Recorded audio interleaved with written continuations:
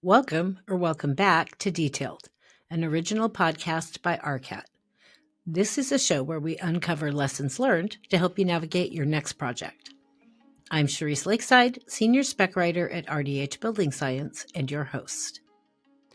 My guest today is Paul Kariouk, Principal at Kariouk Architects in Ottawa, Ontario, Canada. Paul is an American-Canadian whose office, Kariouk Architects, has completed projects throughout North America and the Caribbean. His dedication to excellence has earned him peer recognition from such professional bodies as the American Institute of Architects and the Ontario Association for Architects. In addition to his professional practice, Paul is a full professor at the Azrieli School of Architecture and Urbanism at Carleton University in Ottawa, where he extends his expertise to aspiring architects. Likewise, Kariouk Architects volunteers extensively with the community and not-for-profit organizations. The project we are talking about today is the ultra-cool, amazing, award-winning m.o.r.e, and that's lowercase letters, m.o.r.e, CLT Cabin in Wakefield, Quebec, Canada. Nestled lightly above the rugged landscape, the m.o.r.e CLT Cabin redefines the North American cottage. Unlike conventional lakeside retreats that mimic suburban comforts while claiming harmony with nature, this structure embraces a radical approach, one of genuine environmental responsibility. Rather than imposing itself onto the land, the cabin hovers above it, implementing an innovative mast and floor plate foundation with a minimal footprint. Now, let's get into the details.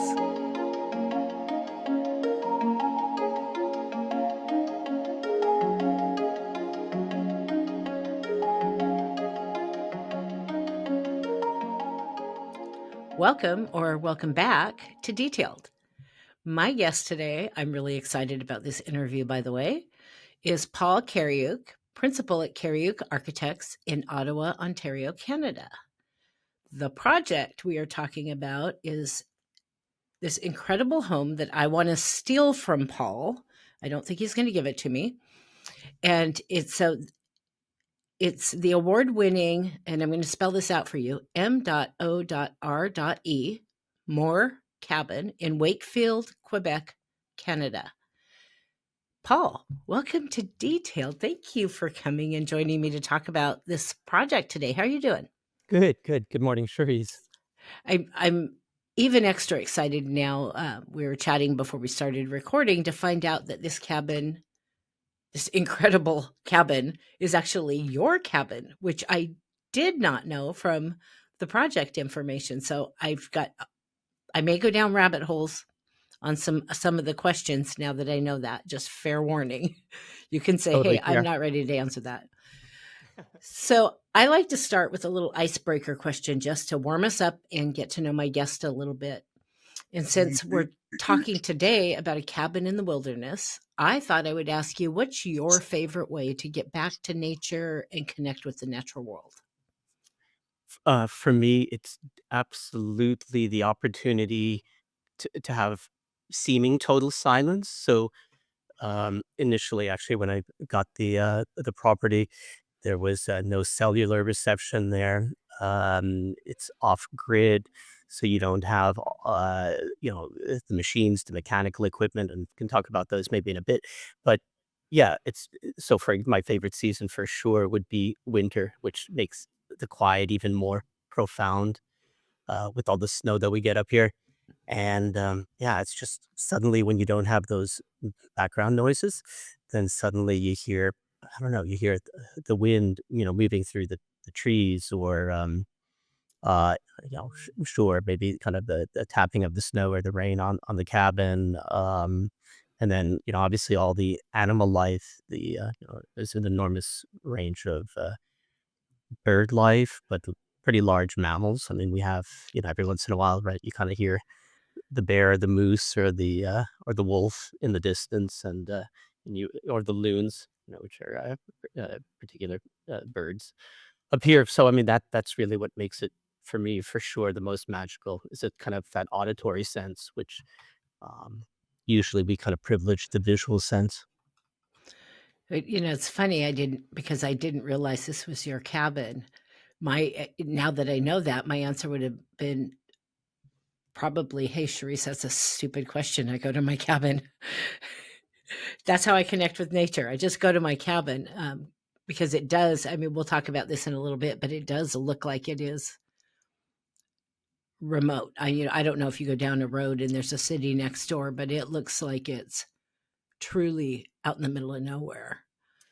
So, it's about an hour and a half door to door from I have a small apartment in downtown Ottawa, and so it's about an hour and a half, so that's, a kind of a virtue of living here. You can get away from kind of the urban fabric rather quickly, and what happens is there's a municipal road, uh, that you get to it about it after an hour, and then it becomes a private road. It's unplowed, right? So it's a dirt road. It's kind of like a logging road for the last 5 kilometers or 3 kilometers, 3 miles, and very, it's a pretty difficult road, which actually featured prominently in figuring out how this was going to be built, and so yeah, so there is this isolation because, it's such a long, twisty, complicated road, like, nobody's gonna find their way in if they didn't know exactly where they are going, and, um, and it also means that fundamentally, I guess it's identified as a three-season cabin, but it's really rare that, that I'm not there every single weekend. It just means in the winter, I have to snowshoe in, and, which makes it actually that much more beautiful. I was just gonna ask, please tell me you have a major four-wheel drive. No, the major four-wheel, would be a 150-pound dog who, gets backpacks and, yeah, not quite as efficient as the ATV, but, he means well. Give me a little history. I understand this has happened over a period of time. What made you do this?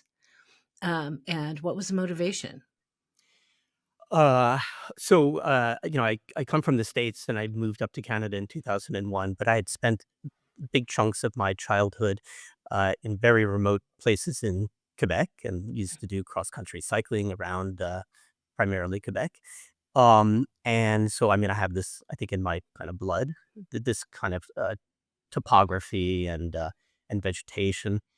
And so when I moved here, for a teaching position, this is before I started my office, I already had it in my mind that I was going to, try to find a piece of land. And so, I was just sort of sitting and waiting, and it's really hard to find these pieces of land. They don't come up on realtor sites. They're usually sold from one family to another.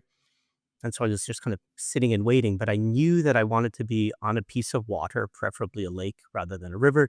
And but the fundamental criteria was that whatever I was going to acquire needed to be very steep.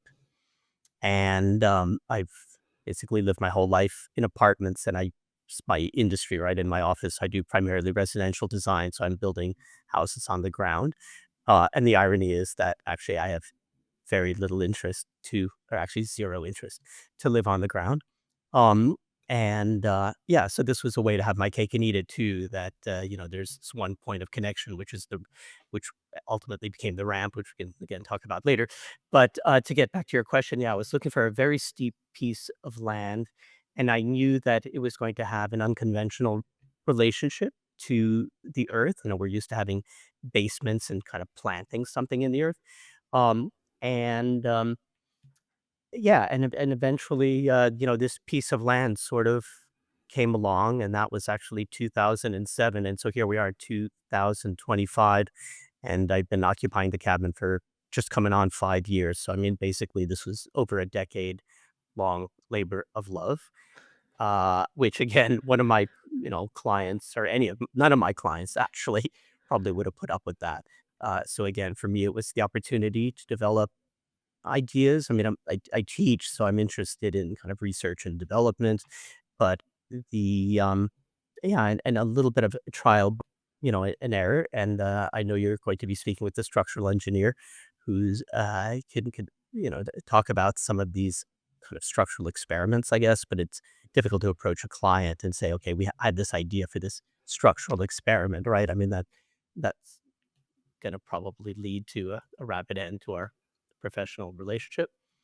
So yeah, it was about the opportunity to build a prototype, and the MORE is that my partner and I, we both are families of immigrants. We're first born in um, well, in the New World, and we were both raised by our grandparents actually, and so being I guess the kids or the grandkids of immigrants who had very very little, there was this kind of you know a little bit like the kind of damn the torpedoes, full steam ahead mentality because they're arriving in a new place, they have nothing essentially. But, there was this kind of perseverance, and in particular, I should say, of our grandparents, it was the women who were wearing the pants in the family. And so they were, uh, I don't know, yeah, just taking the bull by the horns and kind of fearless. And so, I'm certainly not a reckless person, but there is something in my DNA about, look, let's just kind of move along and we'll figure it out. So the title or the name for the cabin, the Moore cabin, uses the first initial of each of their names, and of um, the four grandmothers, and it just happens to spell more, which again is a little bit ironic because the cabin's all about fundamentally about doing with less and being very happy to do with less. Yeah, but sometimes doing with less does give you more, in the benefits. I love that, the homage to your grandmother. So, girl power, go ladies. I don't think in history women have often received enough credit for their contribution to things that my mother is also an immigrant. I mentioned to you before we started, coming from so she came as a little girl to the United States with my grandparents from Finland, and uh, also with nothing. And it was very often my grandmother that was holding it all together. So that touches me. It does. I love that. So kudos to you for that. Thank you. Um, and I have to say before we get to the next question, it must have been amazing because you weren't doing this for a client, because we all know what a normal project typically looks like. You have budgets and you're working towards your client's vision. It must have been really amazing as an architect to have the opportunity to really truly do, within reason, I'm sure, do whatever you want, because it's your building, within the codes and whatever you had to comply with along the way. But to do that experimenting is not something many architects really get a chance to ever do in their career to that level. Yeah. So I don't. I take that opportunity or that rare chance, with real seriousness, which is also why I wasn't going to rush through it. And there was also, moments where we started and got very far along with the design, through structural engineering, and then realized that, this isn't the experiment. This isn't maybe that I could go further or that I could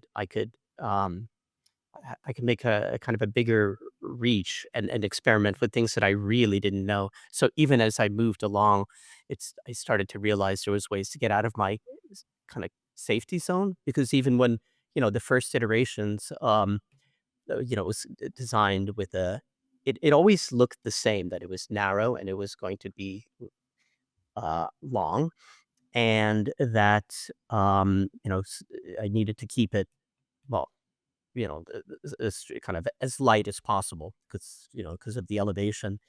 And I knew that, it would be very logical, I guess, to work with a concrete mast and steel framing, and the structural engineer with whom I work on many projects, but this was really our first endeavor together, Dan Bernardi. Uh, y- y- you know, he came up with this. beautiful, elegant um, solution of how to have it was not just a cantilever, but the cantilever was holding a cantilever. And maybe there's an opportunity for the folks anyway who are on the visual side of this podcast, so we could share a couple of images that I could provide to you. But it's such a beautiful, elegant solution. And this was 2007, and by 2009, the economy had really taken a big hit, and everything slowed down, and I had to kind of focus on kind of very serious matters in the office, dealing with overhead. And so the project just went on pause, and what happened in those next years was that, I started reading about this, CLT, cross-laminated timber, and living in Canada, it's one of our primary resources, you would think. And so at some point, I just went back to Dan and said, "Dan, let's just start all over again with this new material and really think what we can do with it and innovate with it." I mean, we know CLT is quite becoming increasingly common, especially as you would know, right, in kind of throughout Northern Europe. I mean, they've gone further with their experiments, but it's used in a certain manner, uh, kind of operates in compression. And I was thinking, okay, how could we work with this in its kind of horizontal dimension? And anyway, so that just started a whole kind of snowball of other explorations, which then went on easily for another 5 years to think about the engineering and all of the other logistics that, um, would have to be navigated with this new material. It's gorgeous. I'll say that much. So you talk about inverting the idea of the romanticized wilderness log cabin. Tell me what you mean by that. So I think on, whether in Canada, the States, or even Europe, right, there's this idea that we're going to go out to the countryside, and we're going to they're generally, almost always, they're quite conventional homes. They really don't differ much from a house that you might have in the suburbs, but we're just going to clad it with different materials. So they're going to be, you know, wood grain, and there's going to be a kind of a rustic aspect to it, and somehow in our heads that would trigger, I don't know, a connection with an earlier era that might be a little bit pre-technology. But these are all products that come from any lumber mill or Home Depot, right? I mean, these are just mass-produced products.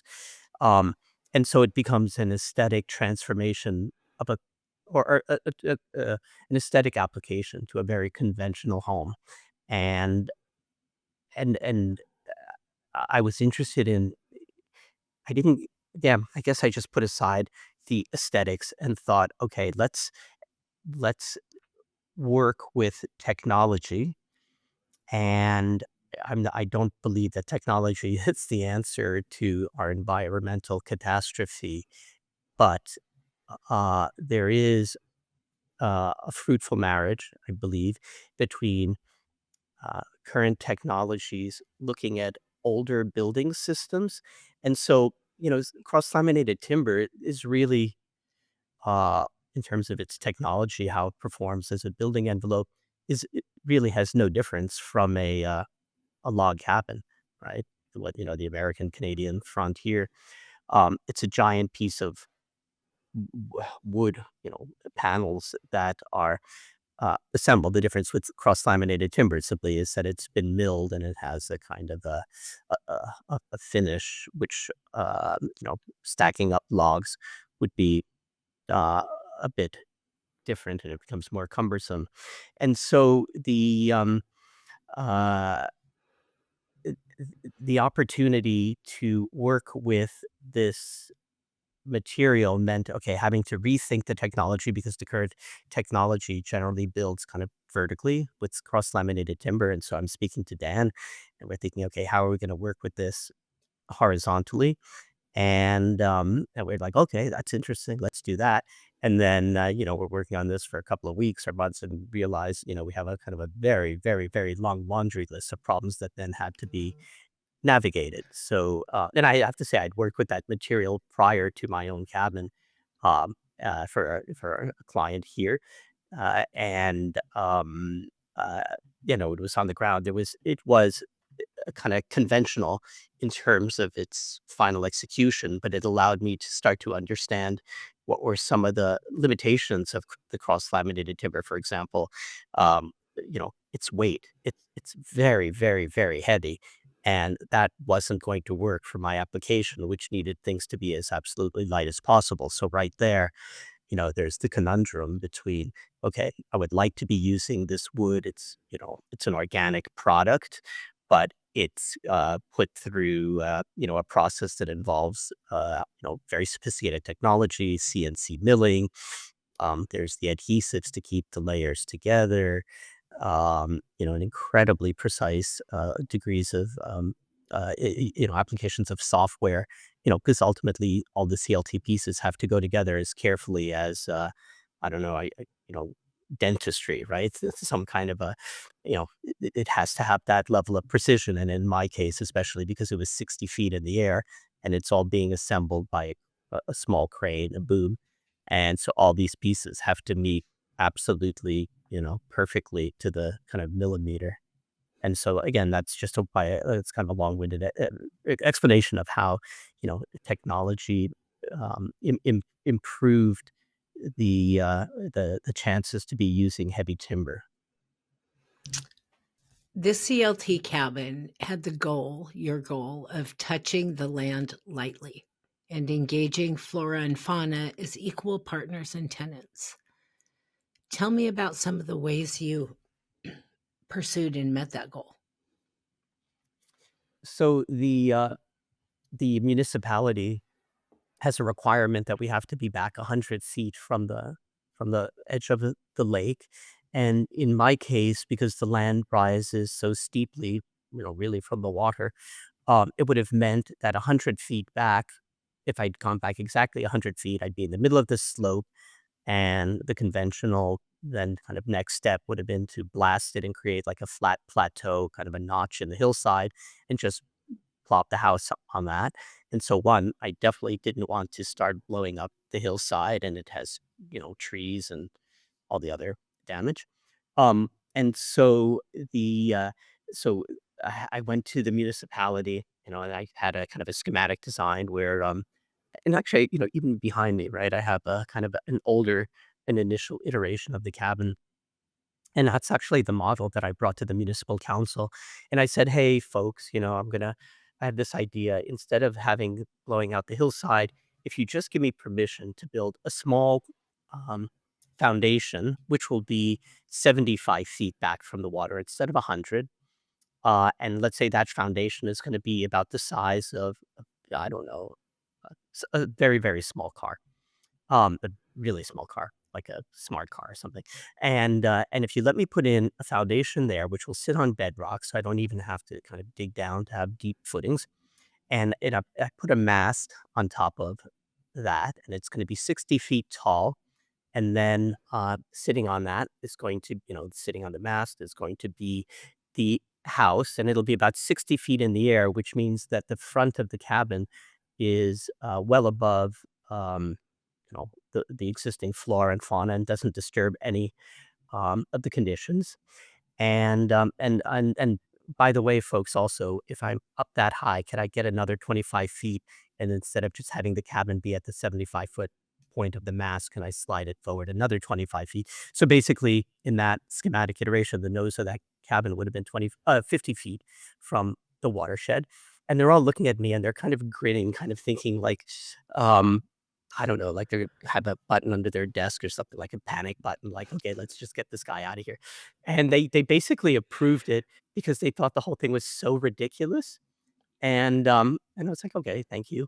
And so they gave me a variance to do this. So by having the foundation come down to this one, small footprint, again, like the size of a smart car, it meant that, I'm saving hundreds and hundreds and, well, probably about 250 linear feet of a conventional concrete foundation.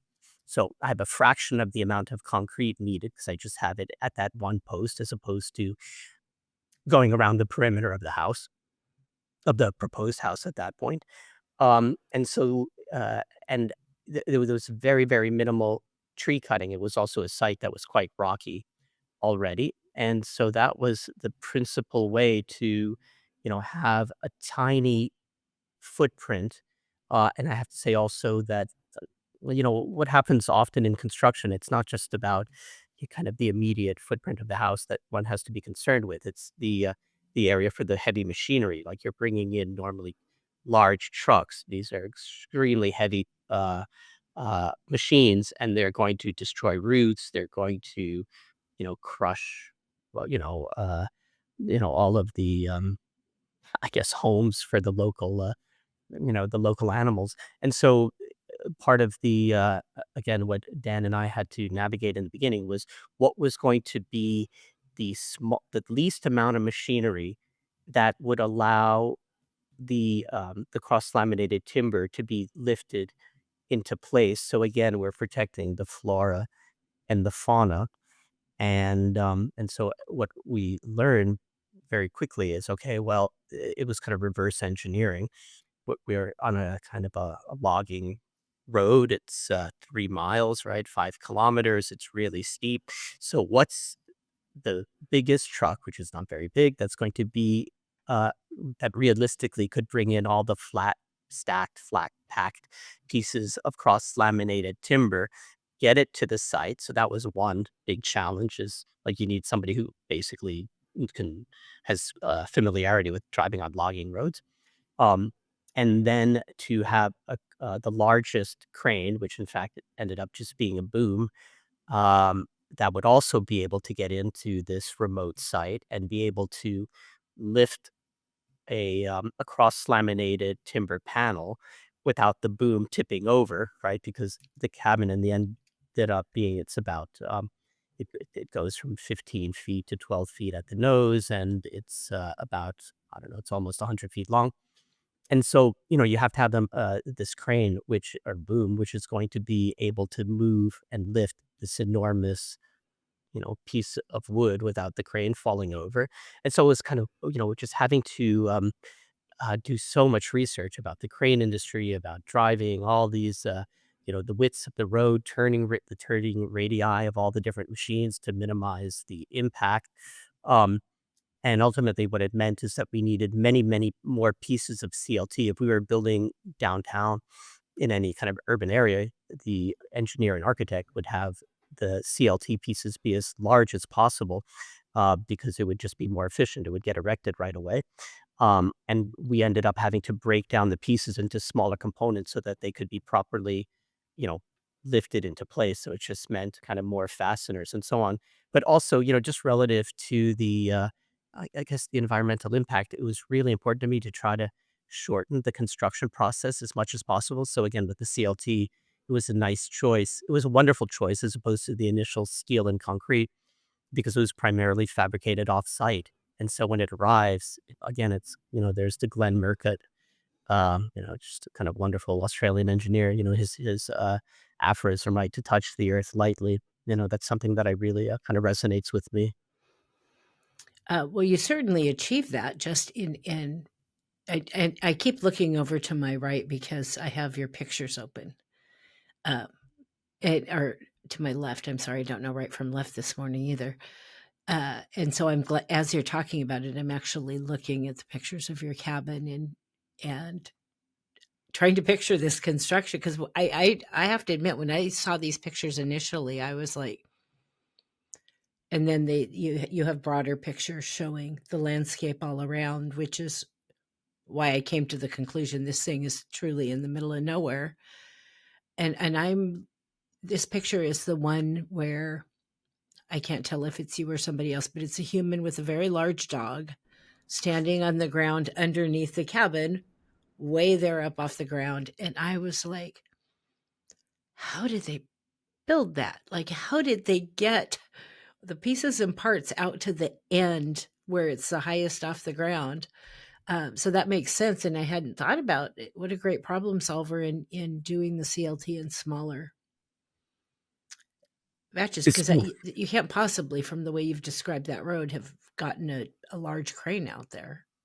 Yeah, exactly. And I have to say, yeah, that's me and my dog Jethro. Oh, And we're standing on there's one kind of place that we had to level enough to allow the the boom to to be able to sit with some stability. Yeah, so everything from where we're standing, that's where the uh, every single piece was lifted into place. And I should point out though that the first um, uh, bit of work that had to be done was that Dan engineered this incredible scaffold. So the scaffold had to be put in first, and that was again the largest pieces of steel that we could bring in, like eye sections, and then they get bolted to get mechanically fastened, and then kind of erected. So the mission of that mast, its first job was simply to support um, the scaffolding, and every component of the scaffolding is subsequently removed except for the mast. And then everything was kind of lifted on top of that enormous scaffold. And then the steel was repurposed elsewhere on the property for things like sheds and uh, Well, I have to say this particular picture really having you and that ginormous dog in the picture really kind of helped with the scale of just how high off the ground this thing really is. I mean, you see the picture, but it's a picture. You can't really tell. But then having you in that picture, it's like, whoa, that is really up there, a long ways, which is incredible. I'm in love with this. I am in love with this and piece. so that was again, a technical, the taller it goes, the more Yeah. you have to deal with it falling over. This is also a seismic zone, right? And so, and you're up there, I guess we can kind of liken it if you had um, you know, everyone kind of knows how that a sailboat could easily, with not even a whole lot of wind, right? It goes on a 45-degree angle, like the wind catches the sail and has so much force. So, here we are above the treetops on a lake, so it's quite breezy or windy. And so like the tipping force on the cabin, which is a kind of like a giant sail, is enormous. And then there's the seismic issues to be contended with. And this is all what's being managed by the mast, but also, parts of the internal structure. It's actually the floor plate is about a meter and a half. It's about 4 feet deep. And maybe a way to explain that to if we think of something like well, it's kind of, let's talk about a canoe. If you have a canoe which is paper thin and it's as delicate, it's incredibly delicate, and yet it has the capacity to not break in the water. It's like a ship, right? Like a wooden ship. It has the hull, which is kind of V shaped. Uh, and again, it's just the analogy, right? If you had a piece of paper, it has no strength in this orientation, right? But if you just fold it suddenly, which is the logic of a ship or a canoe. So this became the strategy for how to deal with the cross laminated timber to make it as thin as possible, and then have it come to a point. Uh, so that makes it rigid, so that the CLT is not just a surface material; it's actually the shell, it's the substrate, and it's the interior material. It's kind of like one stop shopping. And so that was, I had mentioned that initially, I had done a CLT project a number of years before I started this one, and I was frustrated that it was made with such a thick CLT panel. It was called 5 ply, or it was 5 ply. So that's roughly, I don't know, maybe 8 inches or so. And I wanted to work with Dan to reduce that to half of that. So we have 3 plies, which are thinner. And so then the whole endeavor was, okay, how do we fold it? It's like origami, maybe, right? How do you fold it and assemble it to create the spans we want uh, between the slope and the mast, and then forward, the 25-foot cantilever forward of the mast. And so, yeah, so there's uh,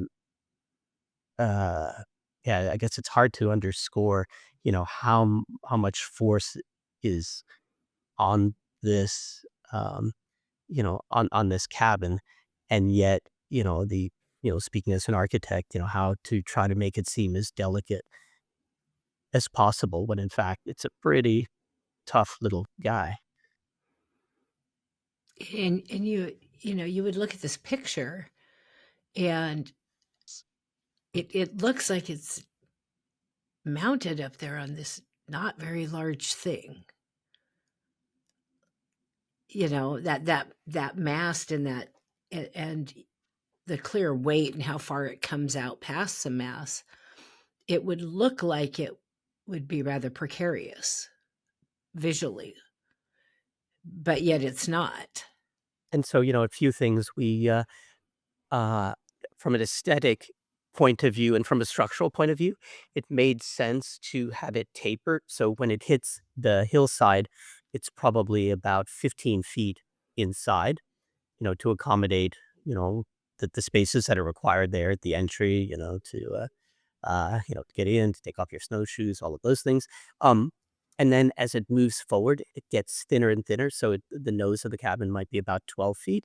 And so that also lightens. So the part that's cantilevered is actually the thinnest. So it's the lightest. So again, if we wanted that, if I really insisted on making that 15 feet, right? So that the footprint became more like a rectangle, it would have really increased the weight very, very significantly.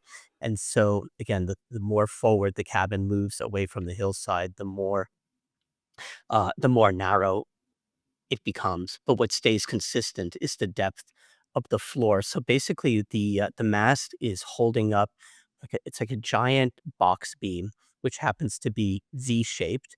So again, like to use the analogy with the ship, the bottom of a ship comes to a point, but there's a floor plate put in, and you usually have ballast. And so in that floor plate, um, we have well 4.5 foot high glue lambs.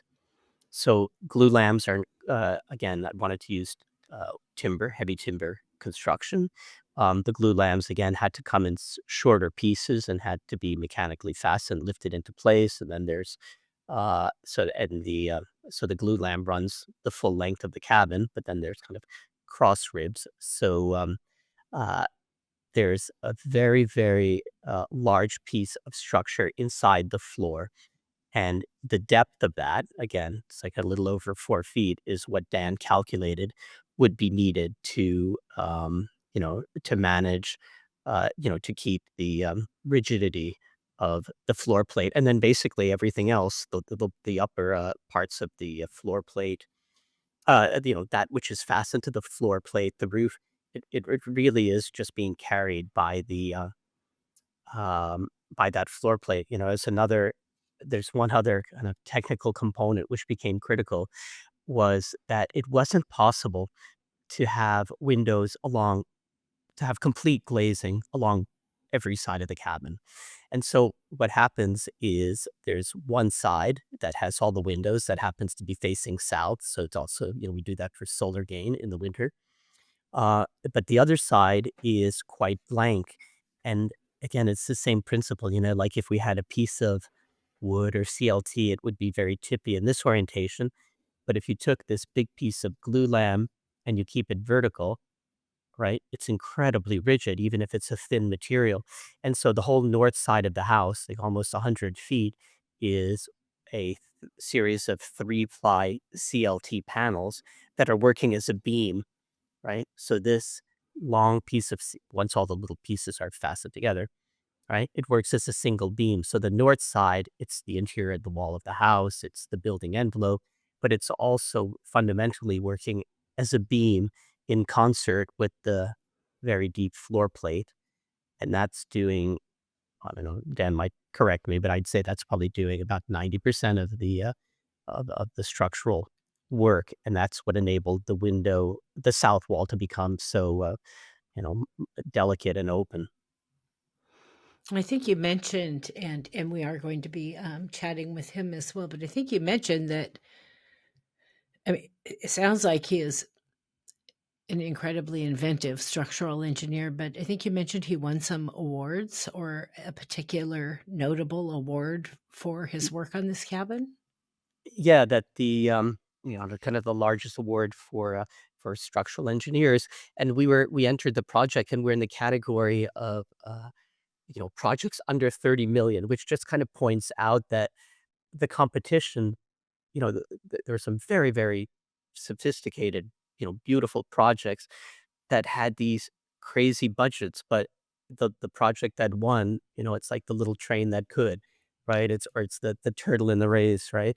That ended up winning, this top award for structural engineering in 2024, for, yeah, for this small cabin. So as small as it is, it's about 900 square feet, as modest as it is, the chances or the risks, I mean, we spend years and years mitigating our risks. It's a prototype, so there are unknowns that had to be navigated, um, and that in the end, Dan's peers recognized, how intelligent the solution was, using a material in a manner that uh, is not normally the way the material is used. Because again, CLT, you can make whatever 15-story buildings.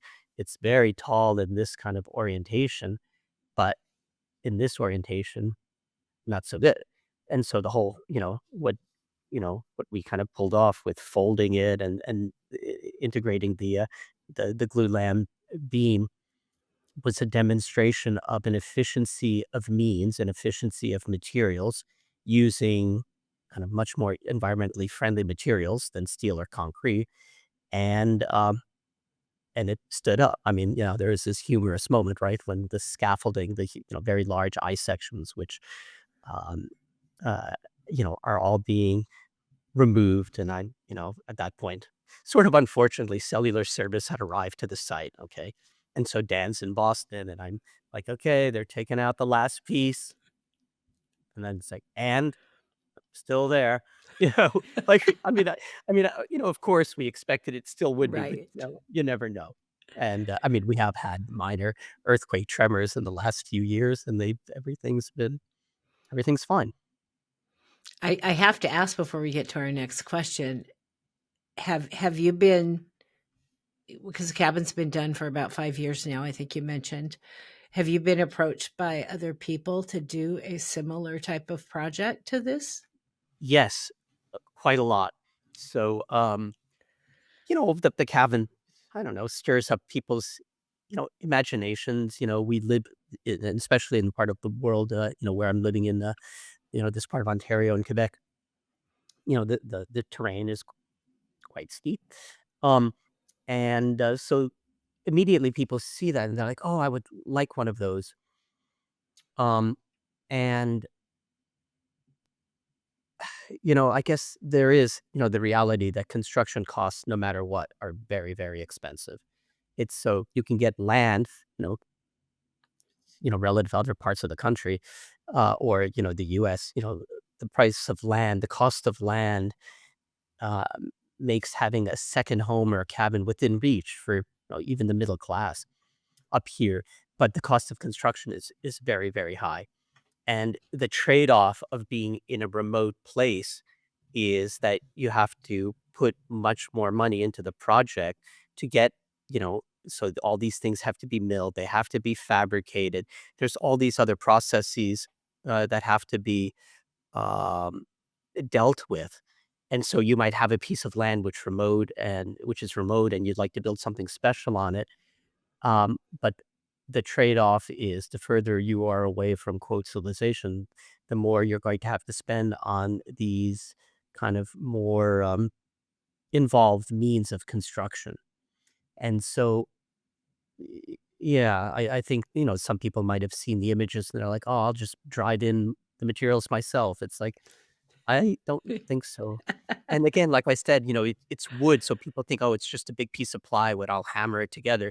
But it has very, very, um, special qualities. We work with a CLT, um, engineer in addition to Dan, like, a wonderful guy, Jens Hackenthal, who's working with us on other projects.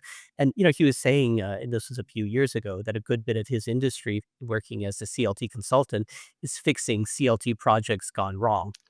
That people just imagine you just hammer it together and so on. And it has all of, it's a living organic, the way it moves, the way it breathes. These are issues that people don't fully uh, consider, and projects go off the rails. But so, in our case, yeah, we've been approached many times, and actually, we do have one project that's moving forward, which happens to be down in the South, in South Carolina, where the owners of the property, again, a very, very steep site. It's, my drop off is 60 feet. Theirs is 200 feet.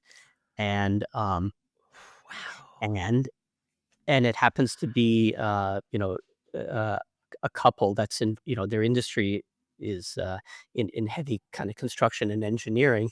Uh, and so, or I should say the construction of, very complicated, pieces of infrastructure. And so, they called up and said, we'd love a small cabin on this piece of land that we had. And like me, right? They got this piece of land because everybody thought it was unbuildable. And so, but the mandate from this couple in South Carolina is that they want the engineering, they want to work with Dan also, but they want the engineering to be so kind of exquisite and refined. Like they don't want it to look like a giant bridge. And they don't want a replica of what I built, but somehow to have a project which, I mean, in both my case and in their case, it's not just about touching the land lightly. It's about kind of not touching the earth at all. And so, so it's an incredible opportunity, but it just, is simply to say that, that this couple is, they have a very realistic understanding of the engineering challenges of, of, of a project like this. And they're waiting, they're happy to be, to wait and to be patient because they know that there's going to be all kinds of, um, considerations that are going to emerge that are just on, that are going to be unforeseen. Whereas, if you're building a house normally on the ground or in the ground with a basement, that's been done endless times, there aren't usually too many surprises. Well, I definitely, if that all happens and comes together, I definitely want you have to come back because I'm gonna Mm. want to 200 feet off the ground. I'm gonna want to see what you did with that. And I just keep thinking treehouse keeps popping in my head. Looking at this house, we have this in Oregon. We have these places where they have these little kind of glamping tree houses built here and there. And I've always wanted to go do that and just spend a weekend in the trees, high up off the ground, overlooking everything else. And I mean, this is obviously glamping treehouse on steroids, but yeah, I love the concept. So I really want to see what you do with them when that gets done. So for our listeners who are not, maybe when they're listening to this, we will have your pictures um, all over the landing page, and they'll be peppered into the YouTube video, so they will get to see them there. But for somebody just driving in their car and turning on the podcast, describe this cabin inside and out. Paint a picture. If my eyes are closed, make me see this cabin. What does it look like, and what spaces do you have inside? Okay, so from the outside, um, there's a lack of a, I mean, so it's a black volume, Mhm. and it's clad with steel, sort of diamond shingle, so almost maybe looks reptilian. And again, this gets back to the very first point that you raised, Cherise, about, nothing about this cabin looks, like is trying to blend into the landscape by having wood cladding and, you know, gingerbread decoration or something. And so it's a very long volume. It's clad with these black shingles, and it is, it has this kind of prismatic volume because of, again, the shape, the angle, the triangulated bottom belly, we call it, and roof are are such because it's for structural reasons, right? This isn't done for aesthetics. So it has this very curious, triangulated volumetric projecting off of a hillside, ultimately approximately, about 100 feet. And and it's accessed simply by a very, very thin steel grill um, grading ramp. And so you don't really understand how it's even supported. And so I think that's weird enough. And I have to say too that we have um, uh, aircraft that sometimes small aircraft like, float planes fly over and they kind of suddenly kind of loop around and do a double take, which that's annoying with the sound. You know, but even from above, it's this very strange object in the middle of the trees. And then on the inside, it's just the raw CLT. So I should point out, that the CLT is cannot be exposed to weather, so it's extremely strong. But at this point, maybe with subsequent technologies, there's a way that it can remain exposed. But that's why we have the steel shingles on the outside. So it's just a rain screen. It's protecting the CLT from serious um, weather exposure. And so on the inside, it's completely, uh, um, it would be like, yeah, I don't know, it's a smooth log cabin. All of the panels are vertically arranged, and it tapers so that as you look down the length of the cabin, as I mentioned before, it's about 15 feet and it tapers down to 12. So basically, it's a forced perspective. It's like looking down the train tracks and the train tracks are converging. But here, it's a long dimension and it's converging. So it makes the cabin look even longer. And uh, and so I think there's this disorienting aspect that suddenly, you're coming up the ramp, you enter the cabin, and you understand that it's a long building, but once you get inside, it even seems longer than that. And what happens then is you start moving down, you could call it a hallway, we call it kind of the galley or the gallery. Um, it's tapering, and on one side, it's all glazing, it's all windows. And so you begin at the level of the treetops, but as you move further, you're moving towards the lake, you're actually above the trees. So, it's a kind of like a datum, a horizon of the treetops, and you start to understand the height that you're gaining as you're moving out, and then you get to the very end of the trees kind of treetops fall away, and then you just have the lake below you. And because you're so high up, and now you're only 50 feet from the lake, it kind of looks like the front of the cabin is on the lake. So again, that's a kind of an architectural, optical, uh, you know, trick, we'll call it. I was flipping through all your pictures as you were talking about this and more questions popping in my head. But I can see that at the end, it almost looks like I think if you were sitting towards the back wall and not as close to the windows, it would almost appear as if you're like really like on the lake or like maybe even a little bit in the lake uh, f- from that perspective. So you mentioned this already a little bit before, but it sounds like the zoning for this project was a process, and you already talked a little bit about the variance.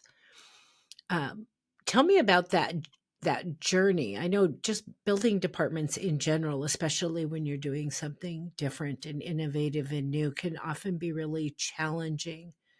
How hard was it to get all the permissions you needed to get to build this cabin? It was a couple of years, and,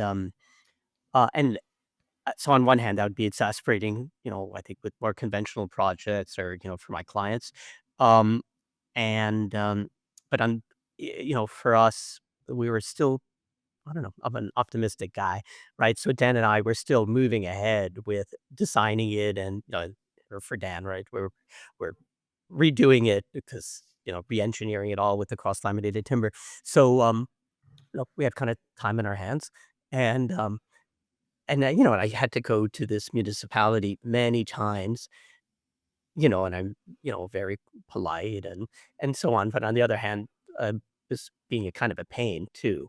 And, uh, and so, yeah, maybe in the end, okay, maybe I wore them down and they're like, okay, whatever, just go ahead. And then when they saw it, when I made the presentation to the full council and they thought the whole thing was so ridiculous, they just thought, let this guy, it's actually a good thing that he's living off in the woods, um, and, away from civilization maybe. And, and yeah, but, they had very, very fair, well, I mean, because it comes down to that. I said, look, your mandate is to protect the watershed, and I'm completely on board with that. And if you, and so in doing so, I'm, taking your regulation to a higher level because I would be allowed to have 200, that cabin's 100 feet and 15 feet wide. That would end up being about 230 linear feet of foundation. And so, in fact, I'm bringing in, way fewer trucks, delivering way less concrete. I don't have to dynamite, and I just had this long list of uh, reasons how this was more eco friendly if you just give me the dispensation for having this footing at 75 feet rather than 100 feet. So, yeah, it was a long discussion, back, forth, back, forth, back, forth. And as I said, the project went on for years. So every year I have to go to the building department and renew my permit. And so even that it was kind of funny because I got to know all of everybody in the office. I mean, it's a very small municipality. There aren't many people there. We're on a first name basis. So whatever, every February 1st, it's like, hey, Sean, hey, Paul. You know, and I pay my fee for extending the permit. And how's it going? It's like, oh, it's moving along. And yeah. And so in hindsight, it was uh yeah, it was this kind of funny, really kind of lovely, uh, relationship and, for continuing to, build in the municipality and, yeah. But I do appreciate, I think most folks would have horror stories about, dealing with the municipality that isn't allowing something or other. And I think that the difference, though, Cherise, is simply that it's one thing if there's a law or, a regulation and people, find that it inconveniences them or doesn't allow them what they want to do, as opposed to really trying to understand what's the spirit of the regulation. And, the folks at the building department are smart and they know their stuff.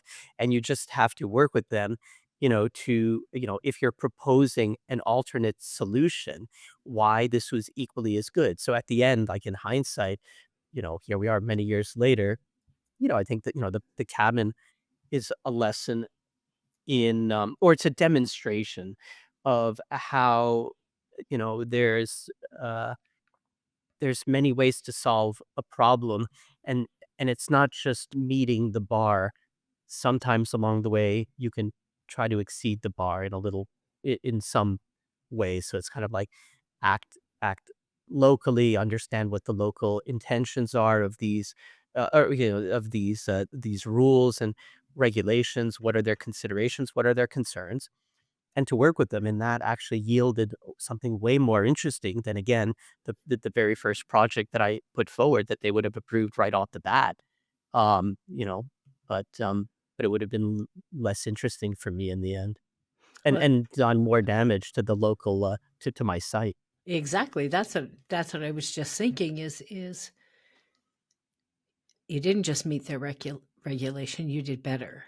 And so it's really nice when you can work with people that you don't always hear with building departments, especially when you're going outside the box with a design type that nobody knows really what to do with.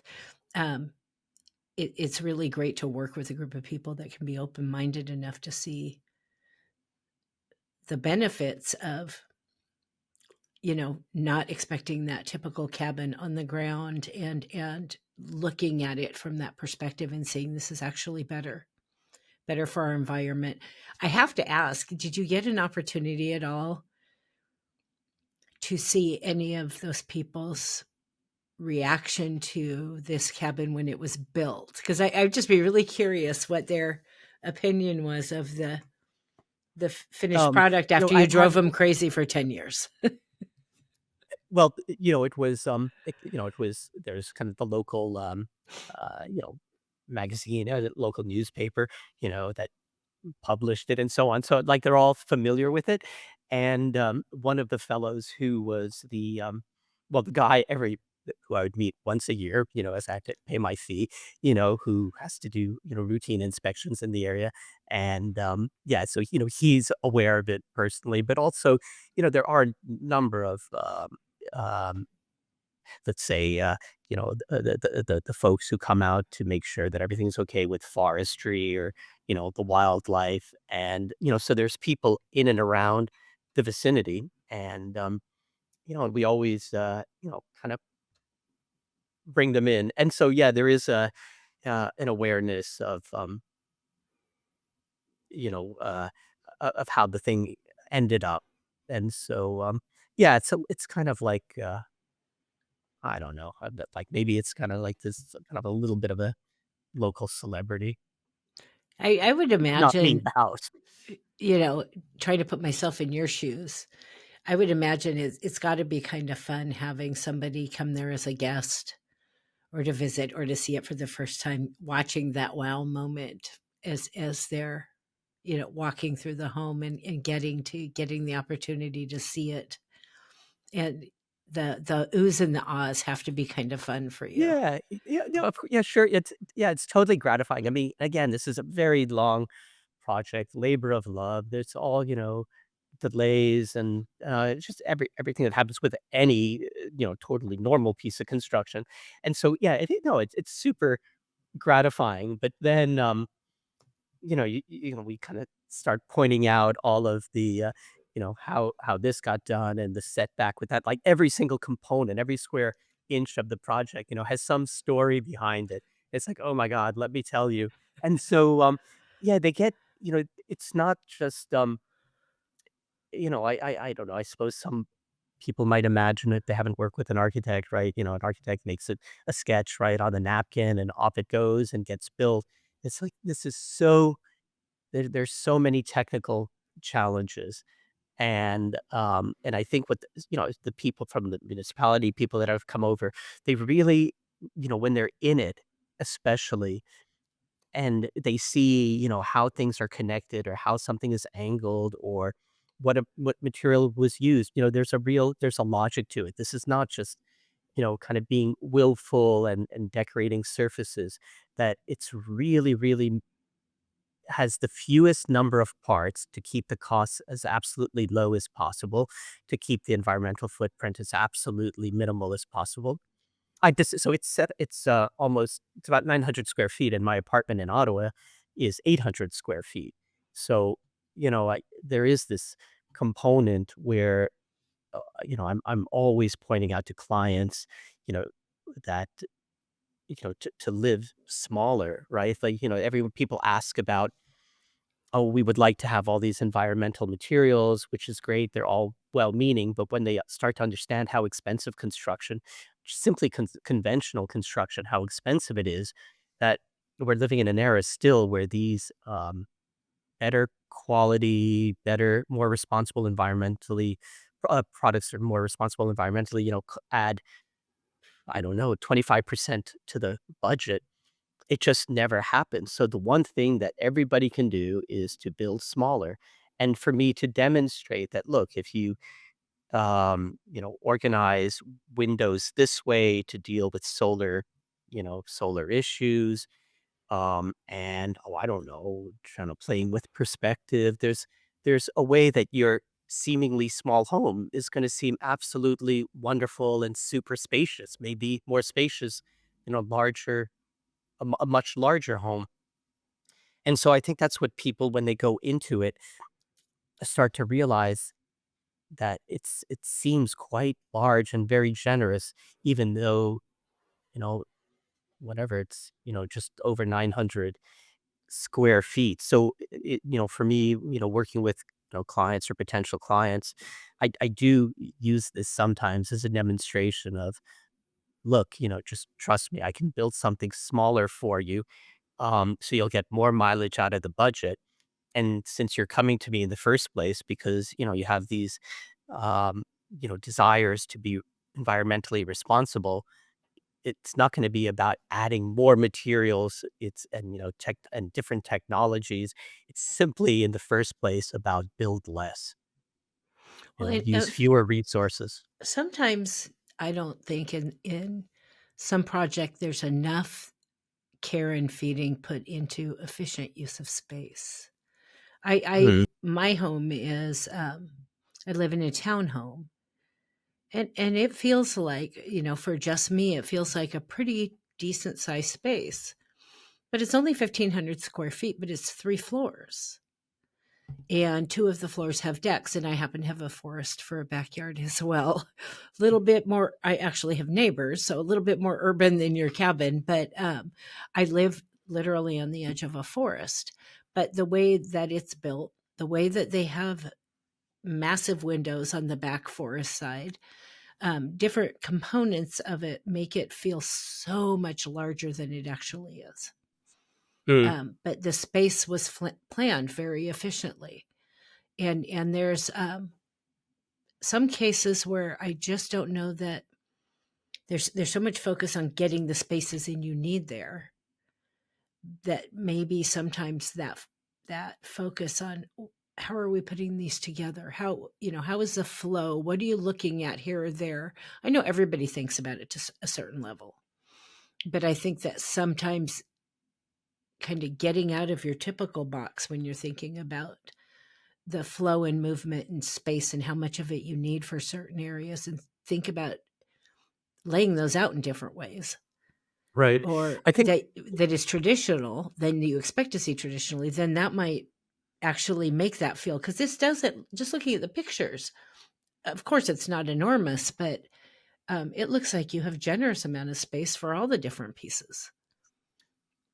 And that, yeah, I mean, can sleep 6, was kind of wow. the, basically, the mudroom has 2 bunks, so friends, or friends with kids, could fit 2 kids in there. There's the guest room, the main room, so that's easily 6.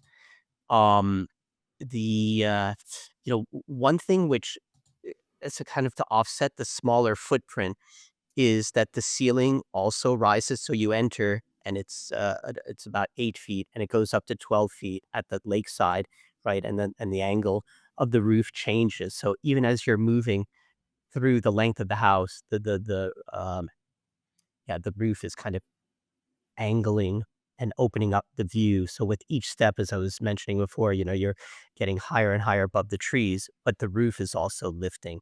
And so right there, it starts to seem, again, it makes it more spacious so that the footprint stays the same, but you have that extra dimension. And then the other thing, which is critical, is that the smaller a house the smaller a house is, we always, uh, have to have an equal increase in storage. So there's an enormous amount of storage so that everything gets put away and, um, uh, so that what's out is stuff that you actually use. There's no extraneous furniture, right? Everything there is, i- is, is used every single time, we're there. So I'm curious. I'm looking at these pictures and I'm like, okay, I don't see any storage. Where's the storage? I'm a minimalist, so Yeah. I love that everything's put away. I can't stand clutter and stuff all over the place. So where is the storage? So, yeah, it's hard I said for your, listeners, it might be a little bit hard to explain, but for the viewers, in the plan, you could see how that's, distributed. But one thing that happens is the very first room is which has you know, the mechanical equipment. I mean, I should say, there's no electricity here, which was another consideration during construction, right? That, you know, uh, we have solar power, which manages, primarily the water pump, frankly. And so the water tank and the inverters for the solar are in the first room, which is a mud room, but it does double duty as, yeah, it has 2 bunks in it, but it also becomes the catch-all space. So, again, like, it's especially you come in the winter and then you have all of your parkas and skis or snowshoes. It all gets thrown into there where then the remaining 90% of the house gets used, for actual inhabitation. But I have to say I'm pretty tight even with the mudroom. But yeah, you do need a quite a lot of um, uh, a storage space, and also I should say once we dismantled the scaffold, as I had had mentioned earlier, we had all of these the steel, and there was no w- you know ju- wasn't going to just leave it sitting there, and so it all got repurposed into a quite a large shed. So there's kind of workshop, additional storage, and so certain other things get stored outside of the cabin. What a great way to reuse some of your construction Yeah, materials yeah. so that they don't end up somewhere where it's just another blight. Um, I want to talk about those windows a little bit more. So you have a whole wall of windows and the end, which I love. And my original question was like, how do you stay warm in the winter with all those windows? But as I've been talking to you today, I also want to know, because it is a whole wall of windows and it's facing the south side. What does that look like when you've got direct sun in those windows? So let's start with the cold and move to the sun. Okay. How do you manage those two things? So the cabin actually isn't sitting perpendicular to the slope; it's angled, and that's so that that wall is facing directly south. So we don't have again. There's no electricity here, and so the primary heat source is a very very efficient wood burning stove, Okay. and there's a backup propane heater. And so what happens is, uh, we're not going to run obviously the wood stove or the propane heater if we're not there. So even if we go up every single weekend, then we're starting from scratch. Like I'm speaking to you, and it's minus. I don't know. It feels like I think it's minus 15 centigrade. Um, and so every time we go up to the cabin, right, you're kind of starting. I mean, I guess literally from zero. Okay, except for the solar gain. So in the winter, the trees, they're deciduous, so they lose their leaves. And so we want this solar gain because it allows the cabin, if it's minus 15, to be outside, right? It really helps already by the time we get there. Things are a bit warmer, and then we have to, put in the wood stove. And if it's really bitter cold, we'll turn on the propane backup. Also, for example, in the kitchen, there's a very, very thick, an extra thick, black granite slab, and so that kinda works like it's not a trom wall, I guess it's a trom counter, and so that's taking quite a bit of the heat, and so also what's important with the CLT is that it has significant mass, right? So once you heat up the cabin, the CLT keeps its heat extremely well, and it's also, and it goes together like dental work, right? It's such a tight, um, there's such a tight fit between the pieces that you don't have air infiltration. And so once it's heat, and again, the floor is 4.5 feet deep. And so all of these aspects go to keep the heat in once you get it up to that temperature. But for sure, if I come in on a uh, you know, Friday evening, right? There's going to be 6 hours of, I'm still wearing you know, my sweater kind of thing. But then, and then it's totally fine. Uh, and then in the summer, the trees, have their leaves, and so they're blocking a significant amount of the solar gain. But we also there's a period. It's about 3 hours. It's usually like 11 to 2 in the summer where there's roller blinds that are you could see through them from inside the cabin. So kind of this mesh where you can see out, but the back of them are silvered, and so it's keeping the heat out, right? And so that's kind of the way to balance things getting too warm. But also, for example, there's no because again, there's solar. You can't rely on solar to produce mechanical heat, and it can't, manage an air conditioner, which we wouldn't have anyway. And so there's cross ventilation. So that wall, which is glass, has many, many operable windows. And Okay. even on the wall, the north side, which is more solid, right? Like it's a big open space with tall ceilings, so the heat kind of rises, and so that's how the heat gain is mitigated in the summer. Interesting. I had been looking for blinds and I was like, I don't see any way of, And they're in the kind of full heat of the day. But no, that's even better. Again, I'm a minimalist. I don't want to it's a see. minimal thing. So it, Yeah. yeah, on the outside they're black, and they kind of fit into the window frame, and yeah. So since we're talking about utilities, again, looking at the aerial view from a distance of this cabin, it looks like there's nothing for miles around. You said no electricity. So number one, at night, where does your light come from? And where does your water come from?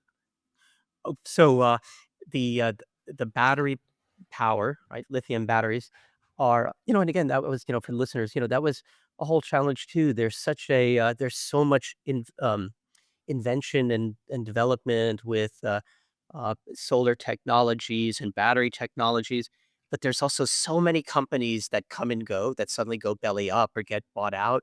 And so that was quite a frustrating experience, is to figure out, like solar power, mechanical, battery power has been around for many, many decades. And yet, that was a component which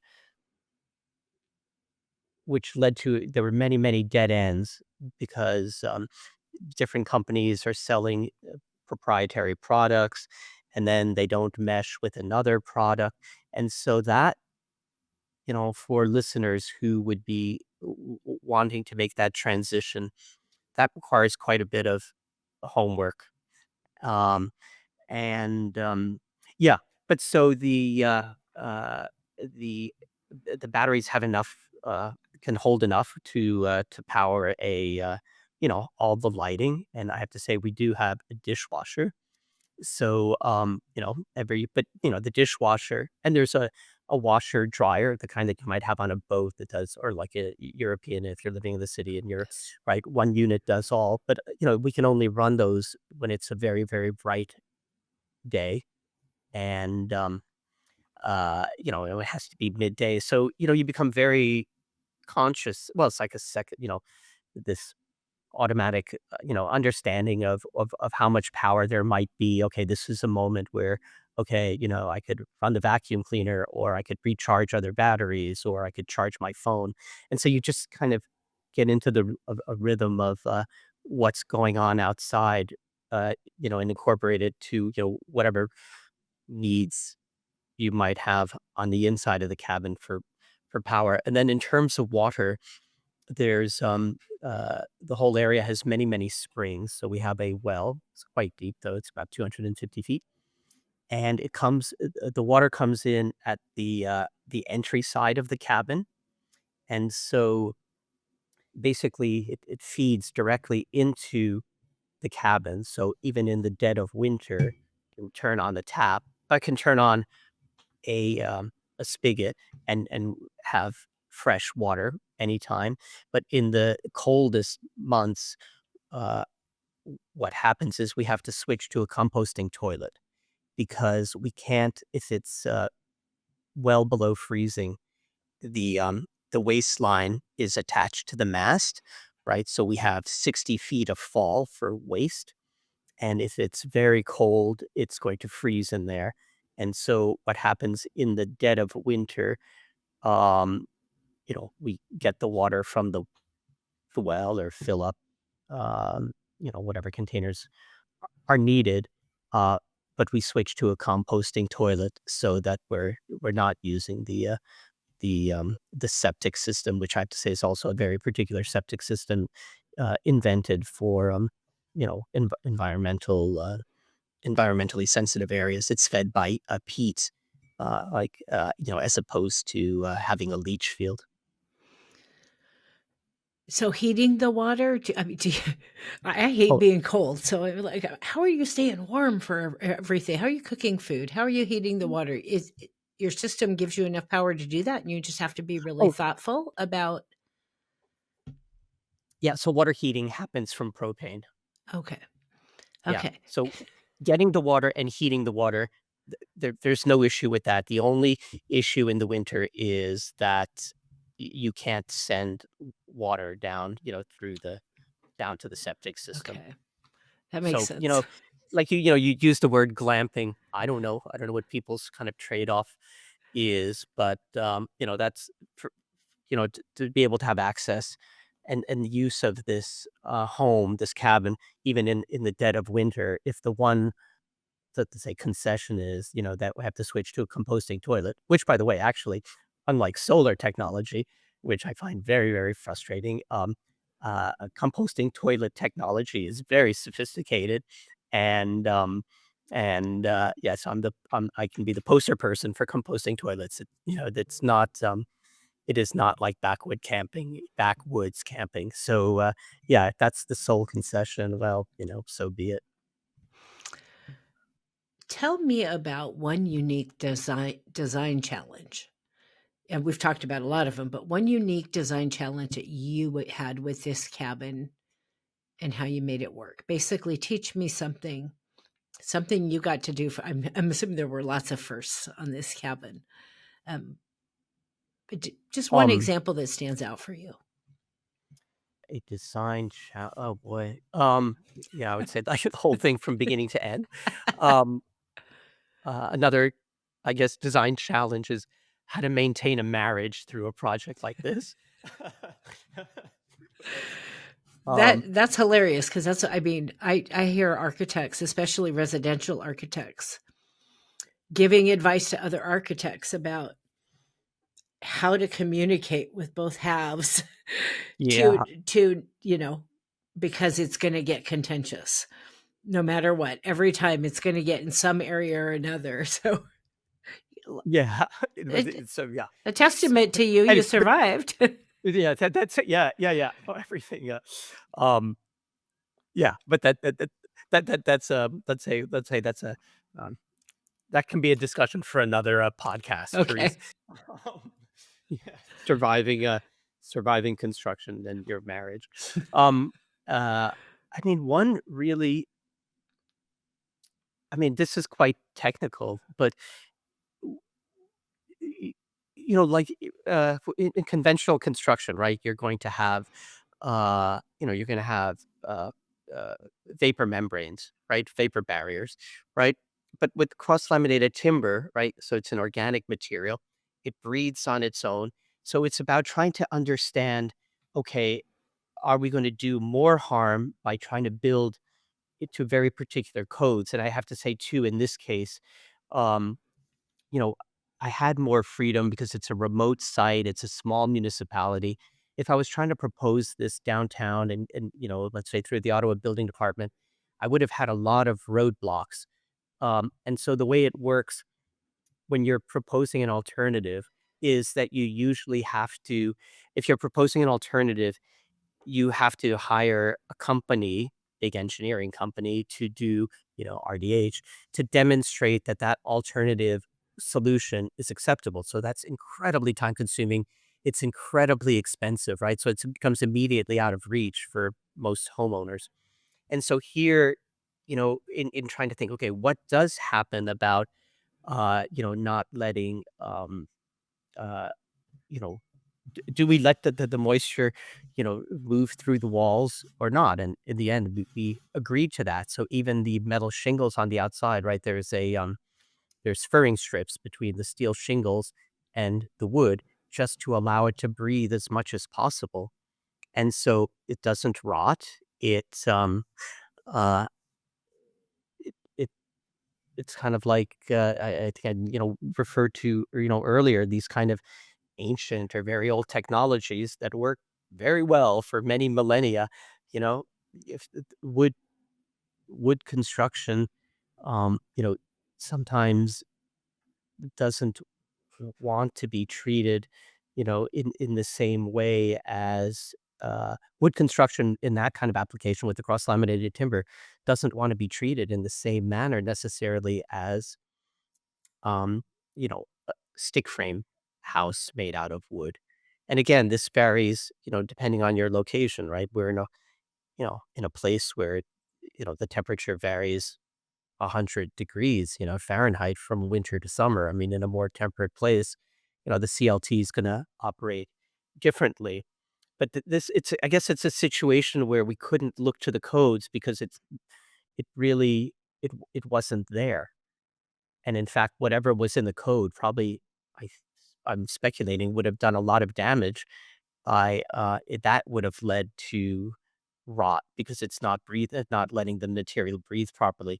So that, requires discussions with, local builders, kind of local envelope engineers, and just really trying to think through kind of logically again, like why are certain rules in place? It's like, oh, that's because certain other products, they're associated with certain other products. So if you change, so like the domino effect, if you change one little thing, you could have very, very significant ripple effects down the road. And so, that is kind of a takeaway from the project in again, I kind of refer to this as a prototype, and developing prototypes is to y- y- you know to be very open about, to know what you don't know, and to really go through all the steps very, very carefully. Like, why are we doing this? Does this make sense? Whereas, building in the city in conventional manners by all the codes, you know, um, somebody's done all the homework for you. Well, and I think that's really great advice that I don't think I really clearly understood until I came to work for an enclosure firm.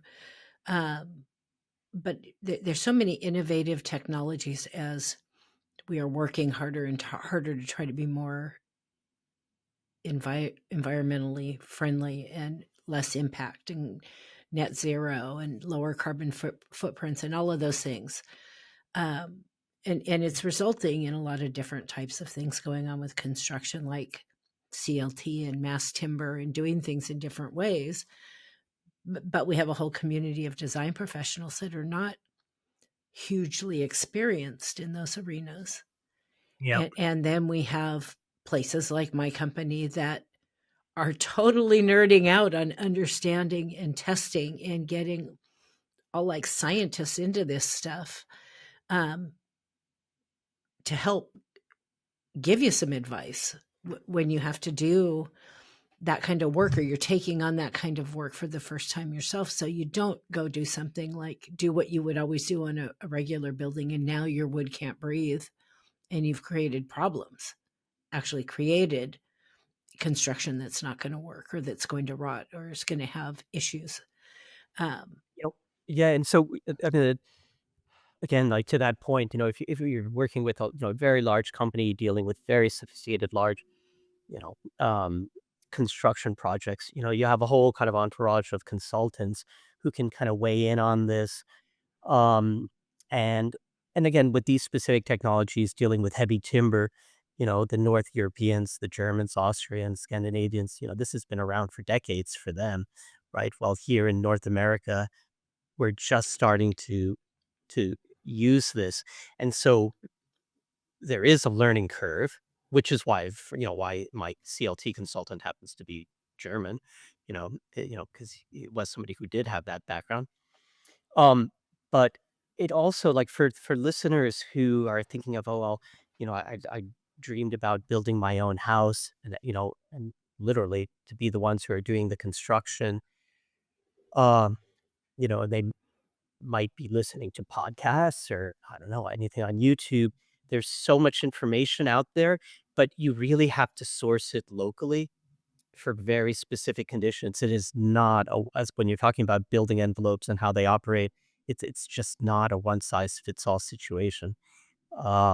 And again, in an environmental situation, reality where so much is changing in terms of quantities of moisture or less moisture, like all of this, it really has big impacts on how all of this starts to be assembled. So, uh, I guess maybe what helps, I mean, on the subject of the building envelope in particular is that people, rather than just following a code or a law or to see how somebody else did it, is to understand the principle behind it. Like why were vapor barriers invented? What do they do? How does the transmission or suppression of moisture, what's really, these are just physical properties, for people to understand what is the actual scientific principle that led to that product is going to be more helpful to get a positive resolution rather than just trying to immediately suss out the newest, latest products. I couldn't agree with you more. And although I think it's less so these days than early in my career, but I think in our industry there's historically been how do I say this nicely? Okay, I'm probably not going to be able to, so I'll just say it. A certain amount of ego Mm. that I think sometimes would get in the way of in effective innovation in our buildings. I know everything. And if you work in any aspect of this industry, I don't care if it's construction or design, anything in this industry, and you ever think you know everything, please get out of this business. Yeah. Because everything is evolving so quickly, and being humble enough to really to do that homework, or to even recognize that maybe I don't know everything, and maybe what I usually do in a building might not work here, or in might not work in the area that I'm in. It would work totally where I live, but I'm doing this project out here, and it's a whole different ball game. Being humble enough to do that homework, or to ask some of the people that specialize in whatever area it is you're struggling in. I tell my students all the time, if you work for a company that treats you like asking a question is asking a stupid question, please don't work for that company. Yeah. Because there is no stupid questions in this business. If you don't know it, you're the smart one by asking. And I Right. think we could, no matter how long we've been around, we could all learn from that, and kind of keep that at front of mind, that there's no human brain that can keep up with all the innovation that we see on a daily basis. And to your point that, well, technology innovation, this is all kind of a moving target. But the other thing that I think people, I think sometimes have a tendency to look for a solution that's being put forward with somebody else. But especially if you're talking about residential construction, like if you're building an office building, you kind of know the how it's going to be used, how it's being inhabited. But with the residents, right? Like, are there 3 kids and they're all taking very long showers and there's so much more moisture? Like, who's using it and how? So even your own habits are going to completely change the interior environment. So it's not just about what's going on outside of your house or cabin, about keeping the rain out or keeping the heat in, but how do you like a very, very warm home, or are you happy to have it cold? Are you going to be arriving every, Friday to your home and it could be 0 degrees? It's like how you inhabit your own space completely is going to redirect what some of your solutions might be. And then you might end up, seeing how does this coincide with the building code. So again, for me, it was a little bit of a simpler process because what they just weren't being applied. Really what I had to, provide was structural engineering, but building envelope issues, I had a fair bit of play with because it's such a remote site. And, they deemed it okay. If it's a 3-season cottage, then okay, we'll let you off the hook, Paul. And that's lucky, because I Yeah. really do think that this is something that probably a lot of people are looking to, and the more that see it and hear about it, will spark all kinds of creative ideas, you know, that maybe somebody just never even would have thought was possible before. So Mm. I need to know about the bats. Okay, so I saw that bats actually totally creep me out. But I was in at a conference in Austin, Texas once, and anybody's ever been to Austin knows about the bats under the bridge and going there at a certain time of day, and I did it. and they're all swirling all around me, a million bats or however many there are. It was craziness. What's the deal with the bats? Okay. So I just ever since I was like a small kid, I mean, Dracula was my hero. Okay. Like, okay. I love it. So, like this person, is really suave. Like even as a kid, I was a night person. So, really suave. Dracula lives in this awesome house. Not a people person. I'm an introvert also. Every Halloween my entire life as a kid, right? I was Dracula. Anyway, and yeah, okay, there's this blood sucking thing, but that I don't know, that seemed kind of secondary to me. It was kind of neither here nor there. And of course he could fly, right? So like he was, like my older brother wanted to be Batman or Superman, and I wanted to be Dracula. Okay, so I mean there is this kind of connection. So that's the honest answer. But bats are, yeah, I really have a kind of a love affair with them that I find them incredibly cute. And they're very, they just do their own thing. They don't, uh, they don't want to engage, human life. They're not, I don't know, like I don't know if you're living downtown, there's all, could be rats or raccoons or squirrels that people might find to be a pest. Bats just do their own thing. And in general, they're out at night, so you don't even come in contact with them, which is to me unfortunate. But um, and um, and they're pollinators, and they're extremely good kind of barometers for the health of an environment, as are, let's say, frogs, in our area. So I'm really attentive to all the I don't know, seemingly second class citizens of the of my watershed, and and in my area where the cabin is, there's a species. It's called the small brown bat.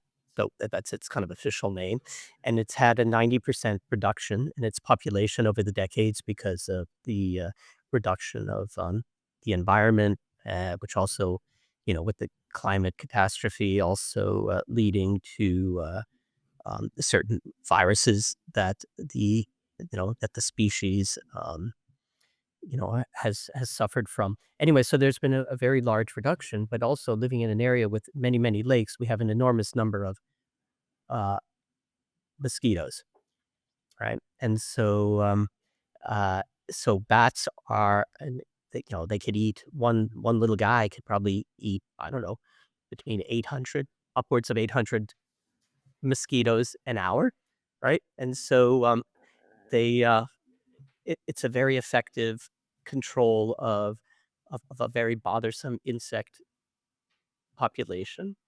And yeah, so I mean, I have a very kind of a strong emotional attachment to them, but there is a kind of a pragmatic issue here. And so, but it's also on the subject of difficult clients that they're very, very picky about where they're going to set up house. So they stay in the winter. In the winter, they move to caves in the area, so they have the warmth of the earth. And then basically they get summer homes and they move to the lakes areas where they're going to have lots of food. And but they're very, very picky about where they're going to set up house and have their pups. And so I've been experimenting with, so I have a number of bat houses that are incorporated into the mast of the cabin, but I have to, over the years, I've been adjusting them, taking them down, refitting them.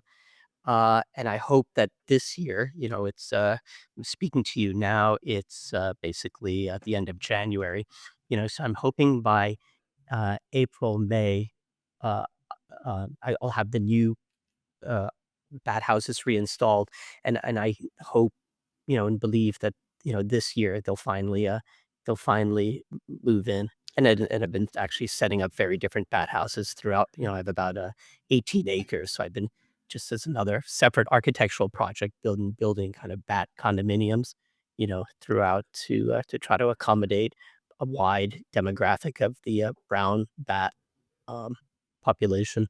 I love that. And I love that you keep modifying it. Like, what's going to make you move in? Your architect is really showing there. What's going to make you move in and want this house? I'm going to change it again because you didn't move in last year. I think we were meant to meet. I used to have believe it or not, a Dracula's coffin in my garage. Story for another day, but that Dracula's coffin was in my garage for a really long time. Yeah, we could have a whole podcast, right, of Dracula wannabes. Yeah, my guess is we could have a whole podcast about a lot of different things after this conversation. Okay. So we've touched on this a little bit, but I love asking questions about construction because there's always good stories in construction in a normal project. And this is far from a normal project, in my opinion. Um, so you talked a little bit about how you got the CLT out there.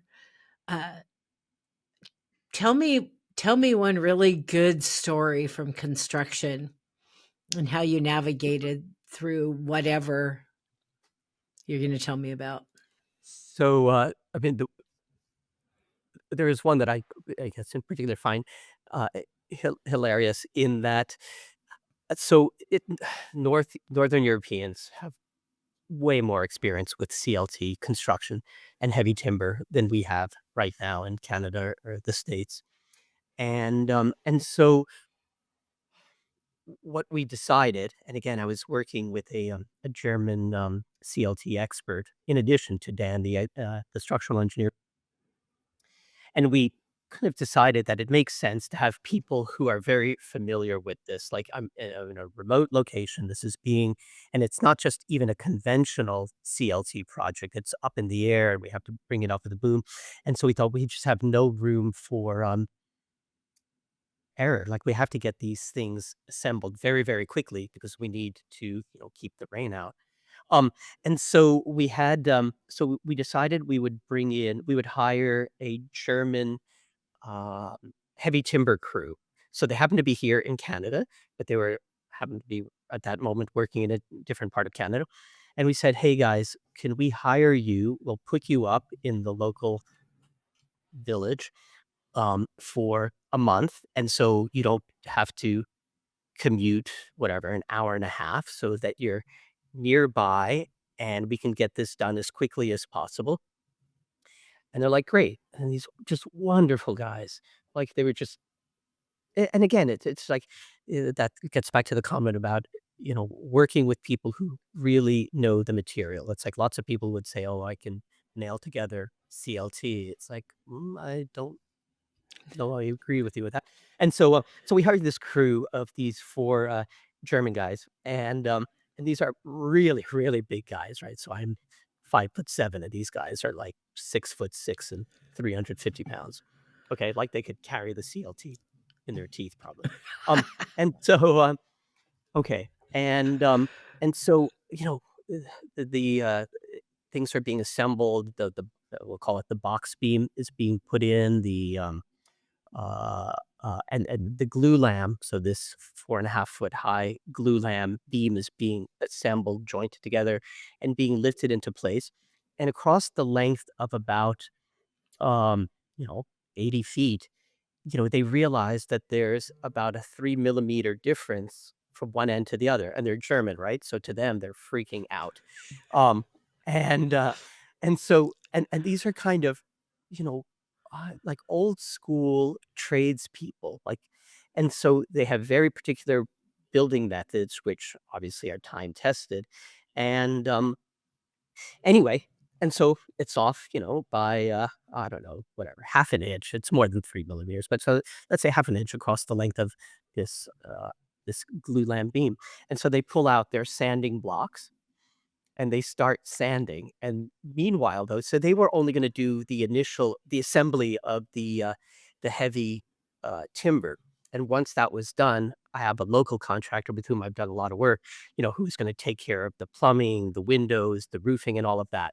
And so he's chomping at the bits to get going because we have a very, very short construction season, right? It goes from like May to November.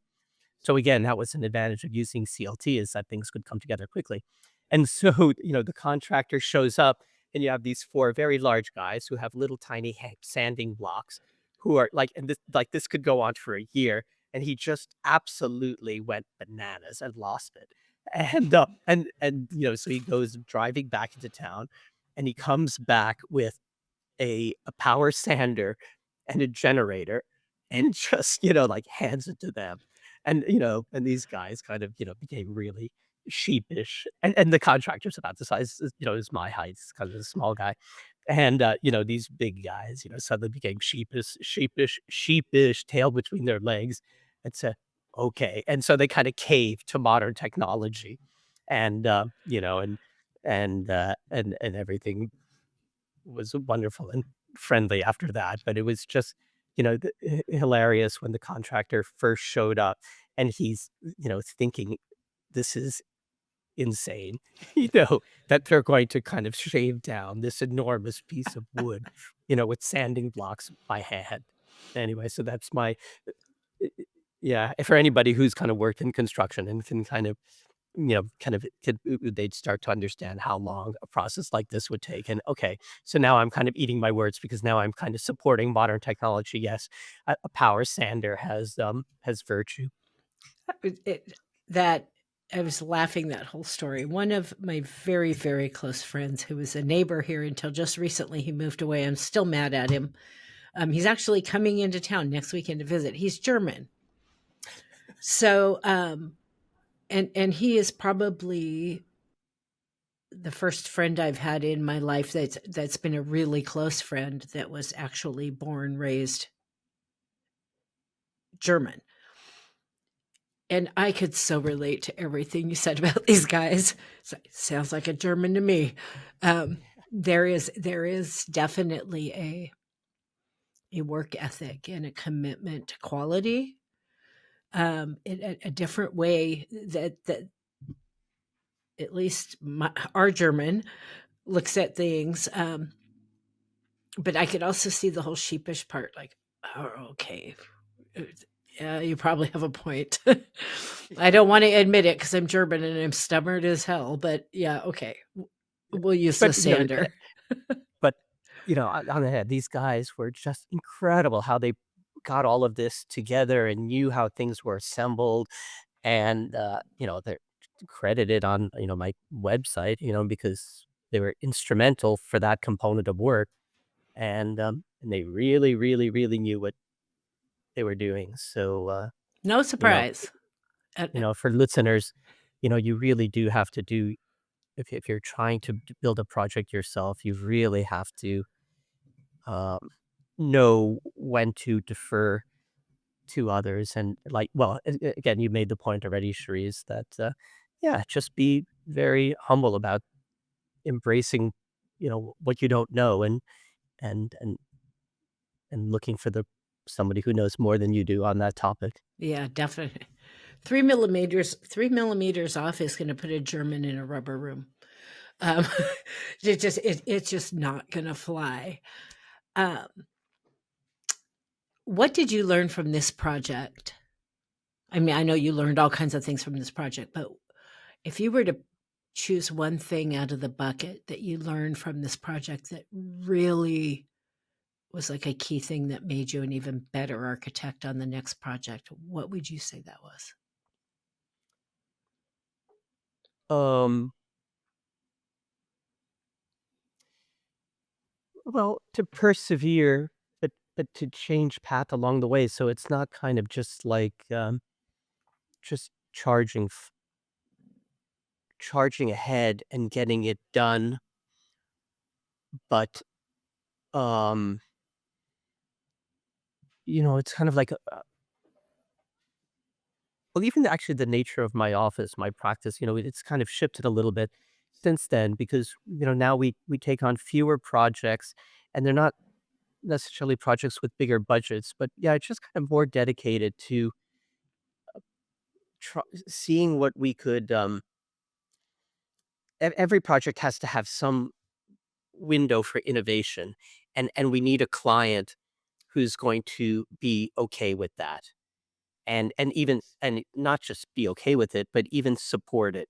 So that, you know, um, it's such a luxury for me to be able to learn something from a project. Otherwise, it becomes boring. Like we're really, proud of the fact that all of the projects we do, no two look alike. And so and so after finishing this project, I feel even more, yeah, strongly that okay, just be patient. It's not going to necessarily, this isn't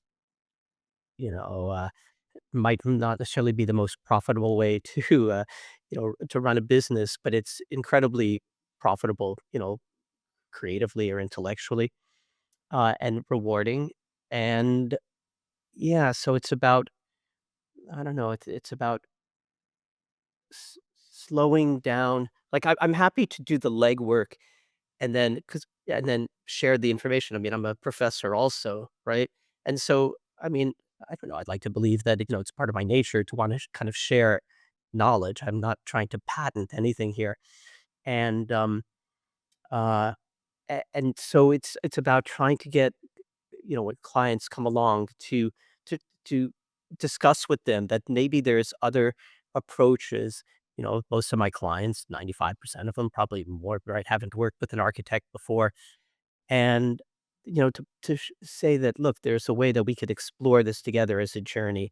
And so, I have ideas, and sometimes I have preconceived ideas, but we need to kind of work as a team. So the more members we have, again, whether they're municipal people, code people, the more people we could bring on board, the project for sure is going to get slowed down, but you'll end up with something forever. So my clients, the people who come to me in the first place, are not people who are going to flip a house, and we wouldn't take that kind of project anyway. They're going to, they want to stay there forever and pass it along to their kids, or that.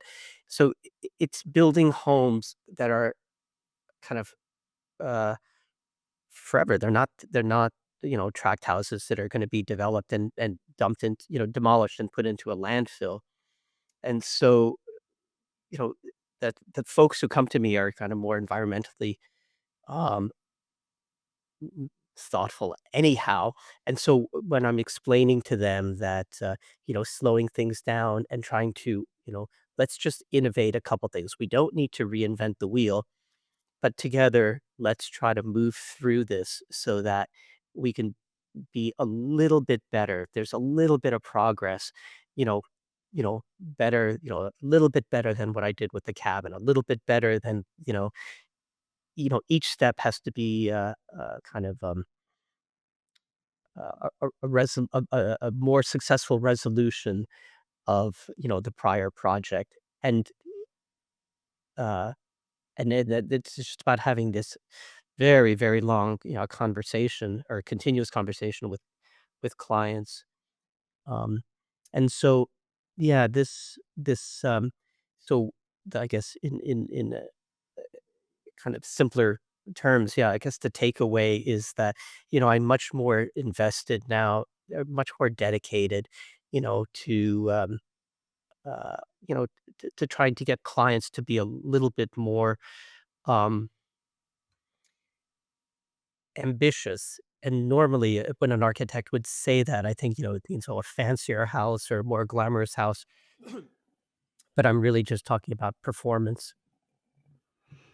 Well, The building material performance or the envelope performance or energy performance or kindness to the site is probably fundamental, is the most fundamental. I strongly believe that when you're really passionate about something and you share that authentically with the people around you, that you find your tribe and you find the people that want to be on that same path, aren't afraid to pivot in the middle if what they're going to get in the end is that thing they're dreaming of. And so I don't think you'd have any problem keeping No, busy and doing the kind of work that no. you want to do in the process. Yeah, you're correct. But yeah, it is this. I don't know. Maybe it's a kind of a self-fulfilling prophecy that, yeah, I'm very passionate about what I do, and and people have been, yeah, we have just, wonderful clients, awesome, clients. So even, yeah, kind of new projects that are going on, we have been getting these kind of windows to explore something new, or I have a completely also like different relationship with not just wood trades, but the wood industry or representatives from the wood industry, where I'm going back to them and saying, hey, can we try this? And it's, look, I tried it here, 80% of this work, can we get it up to, 85%. And yeah, that uh, uh, it's proving successful, to find yeah, to find people who've kind of gotten on board with trying to um, investigate, new directions. And again, it's not about kind of reinventing the wheel, but you know, construction is so expensive, it's so slow, it's got so many pressures put on, let alone the pressures that a client puts on to the project, right? We want our project done immediately. Well, of course you do. But you know, yeah, just kind of slowing down, my arguments to them, or my yeah, suggestions that we slow things down is has become very fruitful and rewarding. I can only imagine. I know I don't want to be bored every day, though, so I applaud you for really being committed to doing that kind of quality work and having that kind of process with your clients, because I think that can be a game changer at what you end up with at the end of the day. And I'm sure I it's a think lot more also, fun.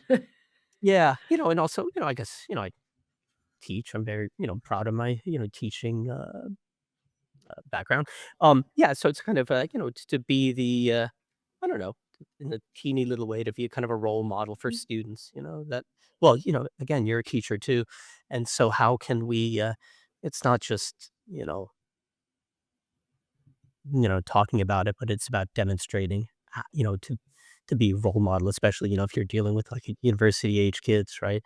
You know, they're, uh, you know, yeah, I think they need, to see that there's people out there in these professions, engineering, architecture, who are really are, they're not just talking about it, but they're trying to show ways forward. And again, this is at such a micro scale. These aren't going to be life changing in and of itself. This isn't enough to arrest the climate catastrophe. But what can you do? You just have to kind of make I baby know. steps. Sometimes the smallest pebbles end up Yeah. making the biggest ripples in the end if you have enough people getting infected with those little small pebbles. Right. Those you don't know when you're giving to that level, you don't know how far that's going to go. You never will, especially when it Right. comes to teaching. Um, you might hear back from a student here or there. I do all the time, but who else do they teach something you taught them to? How far does that really go? You'll never know. So sometimes the biggest things don't make the biggest difference, Hmm. in my opinion. So before we get to the two closing questions, tell me what Kariouk is working on now, because I'll just tell you right now, I will be calling you for another interview later. So I want to Okay. know what's on my menu for a future interview. So, I mean, we have a couple of other off grid homes in this area. But kind of maybe more kind of far afield, we have um, a project going on in outside of Los Angeles. And so, here we are, about 3 weeks after the horrific fires, Right. and the project is going to continue. We haven't. We're just about to be, put in our applications for permits, and so yeah, this is a home in an area where, forest fires for sure are going to continue. And so it has the challenge, and so our clients are dedicated, to continuing the project, which is awesome. But now, but there is the reality of how to then mitigate, risk to the home. And so, we can talk about mitigation measures for a city, and obviously the bigger issue is, well, it's not about mitigation, it's about stopping. It's not dealing with the symptoms, it's about stopping the cause. So it's about, climate change. It's about global warming, obviously, is the biggest issue. But nonetheless, w- you know, m- mitigation and remedial steps like that, we have to engage that, because people aren't going to suddenly just move away to a safer part of the planet, which I don't even know what that would be right now, Right. you know? Like there is no place, then just if it's not wildfires, what are you could move to Asheville as we saw with the horrific floods, back in the fall. You know, it's just like we have to deal with it. And so there's homes have to be, designed in a manner that they're going to be protected, right? We have a family that's going to be living in this home. And so that's a really interesting project. So how we are now, we've been thinking about it before, but now more than ever after the fires, in terms of, yeah, the envelope, the materials that are being used. But meanwhile, then on the inside, so it's like a cocoon, that's married to the landscape. It's very low and integrated with its landscape, which is, important to me. But then but on the inside, to have a completely different language of how this is, of how it's working architecturally. So it's in Los Angeles, but we're working with this incredible wood fabricators here in Ontario, who are going to be kind of guiding the process down there. And so, so it's really thrilling because, here are these experts in different parts of the world and, kind of coming together to make, again, it's just maybe it's like this prototype, right? It's in an area which is very vulnerable to fires but how can we build this in the most responsible manner and, not make it look like, it can't be a bunker. Right. And yet, it's not just about keeping out the fires. It's about, having, a beautiful, you know, um, quality of life inside the home. And so, there's this very significant dichotomy between how we're designing and thinking about the shell and the appearance of the shell and what's going on the inside. So so that's kind of at one end, of the spectrum. And then, I had mentioned, it's as if the little m.o.r.e cabin had offspring, right? And now we have the project, that's germinating in South Carolina, where again, the owners, very clear, we don't want a replica of what you have. We, really uh, are, kind of, you know, enthralled with what you did, but we don't want that. We want something that's, again, made for us, and the landscape is actually even more, um, severely, sloped, and, uh, yeah. So in a way, it's kind of that has more immediate opportunities to develop on the more cabin prototype, and and now I can do better, right? Like people say, "Oh, what's your favorite project?" And the aphorism is, "Well, my favorite project is the next one I haven't done yet." And so that's kind of where this is heading, is to uh, to work with these clients in an environmentally sensitive area in a site that's deemed to be unbuildable. And so again, usually when you have an unbuildable site, the way most I think people would think to build on it is to, blast it, completely decimate it. You remake the site. So if it's unbuildable, then what do you have to do to make it buildable as opposed to these clients or like the Moore cabin? It's like, well, no, you just have to approach it in a different manner. And again, in both cases, the Los Angeles clients and the South Carolina clients are, they're like, okay, let's do this together.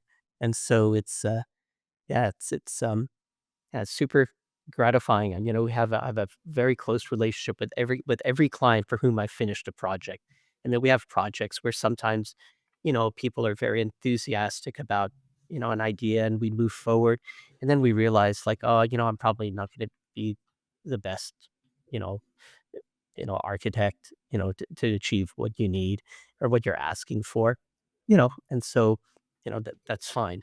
Um, but yeah, but for every project that we finish, my 25 years doing this, almost 25 years doing this in Ottawa, every client becomes a really good friend, which is interesting too, because then I continue to spend time in these homes that I built for other people.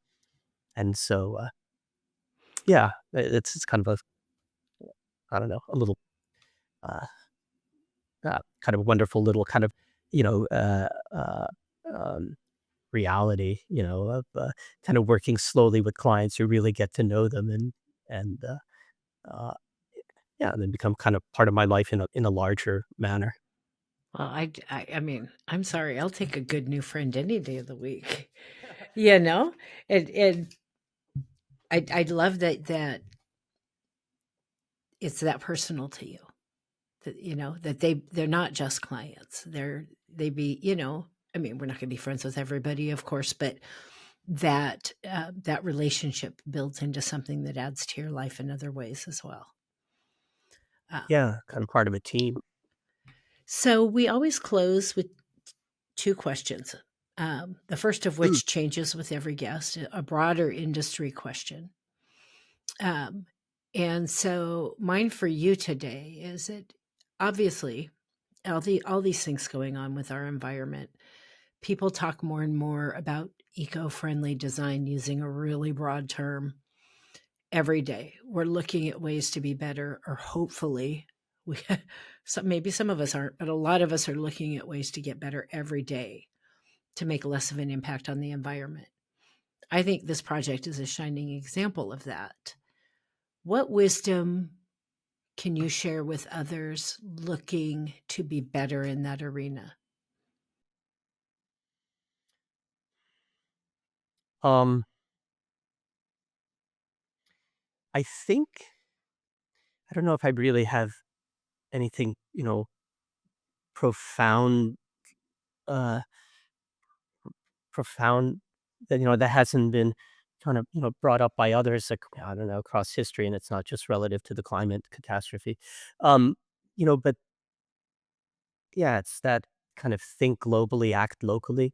You know, what can we do? It's about voting for um, representatives of our governments who are going to, protect or champion, these causes which have everything to do with, human life and animal life. Um, and, but in the end, like to lead by example in a small way. So I could be, proactive or an activist and okay, that's leading by example. But, I'm trained as an architect and I'm a teacher. I teach a professor of architecture. And so, yeah, I'm teaching people, young people to build or to how to approach building, really. To teach people to build, I mean, 20 years from now, those methods are going to be totally obsolete or could be obsolete, right? So it's about how to kind of think in a rigorous manner to always kind of look at what the situation is, but it's always determined in a very, very local setting. So I use the analogy with my students, right? A doctor, surgeon could be trained to perform a wide range of very, very sensitive procedures. But it comes down to, that surgeon is dealing with one patient, right? So it's all the reconnaissance, it's the blood work, it's the x-rays, it's the MRIs, it's the person finding out about that person's health history, about, genetics. And so it comes down to a level of, you can't just apply generic surgical procedures to an individual who needs surgery. You're still a local, it's still uh, a very, very specific situation. And you need to do, an awful lot of homework, an enormous amount of reconnaissance, uh, you know, with your patient, or as an architect, let's say my patient is the site and it's my client. Um, and also in a bigger sense, yeah, the environment. And so it's about finding out everything you possibly can to understand your, the local condition before you act. And so that was the thing with the CLT, that it's so slow. I can get a permit for a conventional house and be in construction in 2 months, right? But, the CLT, like really in this particular case, really forced me to slow down and rethink things. And so, the patients, right? My site, all my, animal life friends on my site, like trying to, the slowness of the process allowed me to really think through other ways that I could approach them. Yeah. So that would be it. It's really like in the end, speaking to people in the building professions, right? We get very particular training, and we're able to do things that um, we need to be able to do things with greater care and thoughtfulness. But it also means, that uh, we really have to understand what the local situation is to make to do it properly. And also in that way, it might not be a solution that can be applied across the board, but it just kind of leads by example because it shows, you know, I think the most responsible way to approach things is, in really, really understanding the immediate context. Can I steal that analogy, that doctor analogy? Like Oh, sure. for my class tonight. Aha, good. Okay, well. Even if you would have said no, I would have stolen it anyway. No, no, no, totally good by me, Cherise. I'll own it. Final question, and I jokingly say this is the easiest question of the day because honestly, I think it's the hardest question of the day, and I ask every guest this question. I hope we all hope to live a life that leaves some kind of contribution to make the world a better place. Maybe now even more than ever, especially in the United States. I won't go there though. Personal or professional, what do you hope your impact will be? Yeah, that in just maybe on the heels of what I, mentioned before about kind of the local context. I work with very specific students, and uh, and I work with very specific clients, and I would hope that the manner in which I conduct myself and what I was trying to get them to, think about or consider that might not have crossed their immediate radar, made an impression, and it's kind of like just maybe tweaked, uh, uh, you know, their thinking. So again, you know, when I'm no longer here on this earth, there might be a couple of students who thought, actually, you know, Paul had this idea or had an approach, actually better than an idea.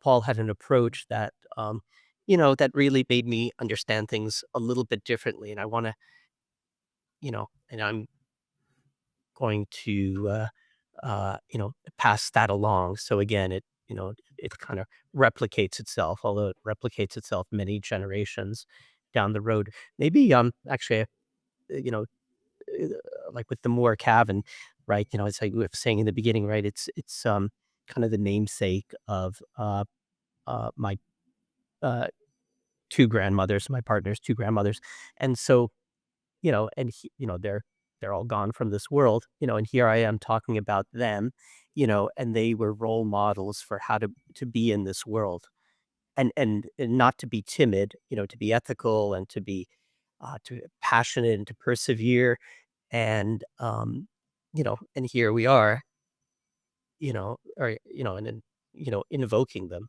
and so yeah, maybe that's I don't know, maybe that's kind of a I'd be happy to kind of let that be my closing comment that, yeah, things can there's ways that we could, operate whereby things that are important to us, uh, can be continued, if not by and not by us, but be carried and continued, by others who we, made an impression upon, but it really requires, yeah, I think the passion and sensitivity and patience too. Paul, our conversation today has been an absolute delight. Wow. You are welcome back on the show anytime. Amazing project, amazing cabin. I'm so excited to share this episode. Thank you so much for taking the time to talk to me today. Come up and visit, Cherise. You have You're you have no idea who you just said that to.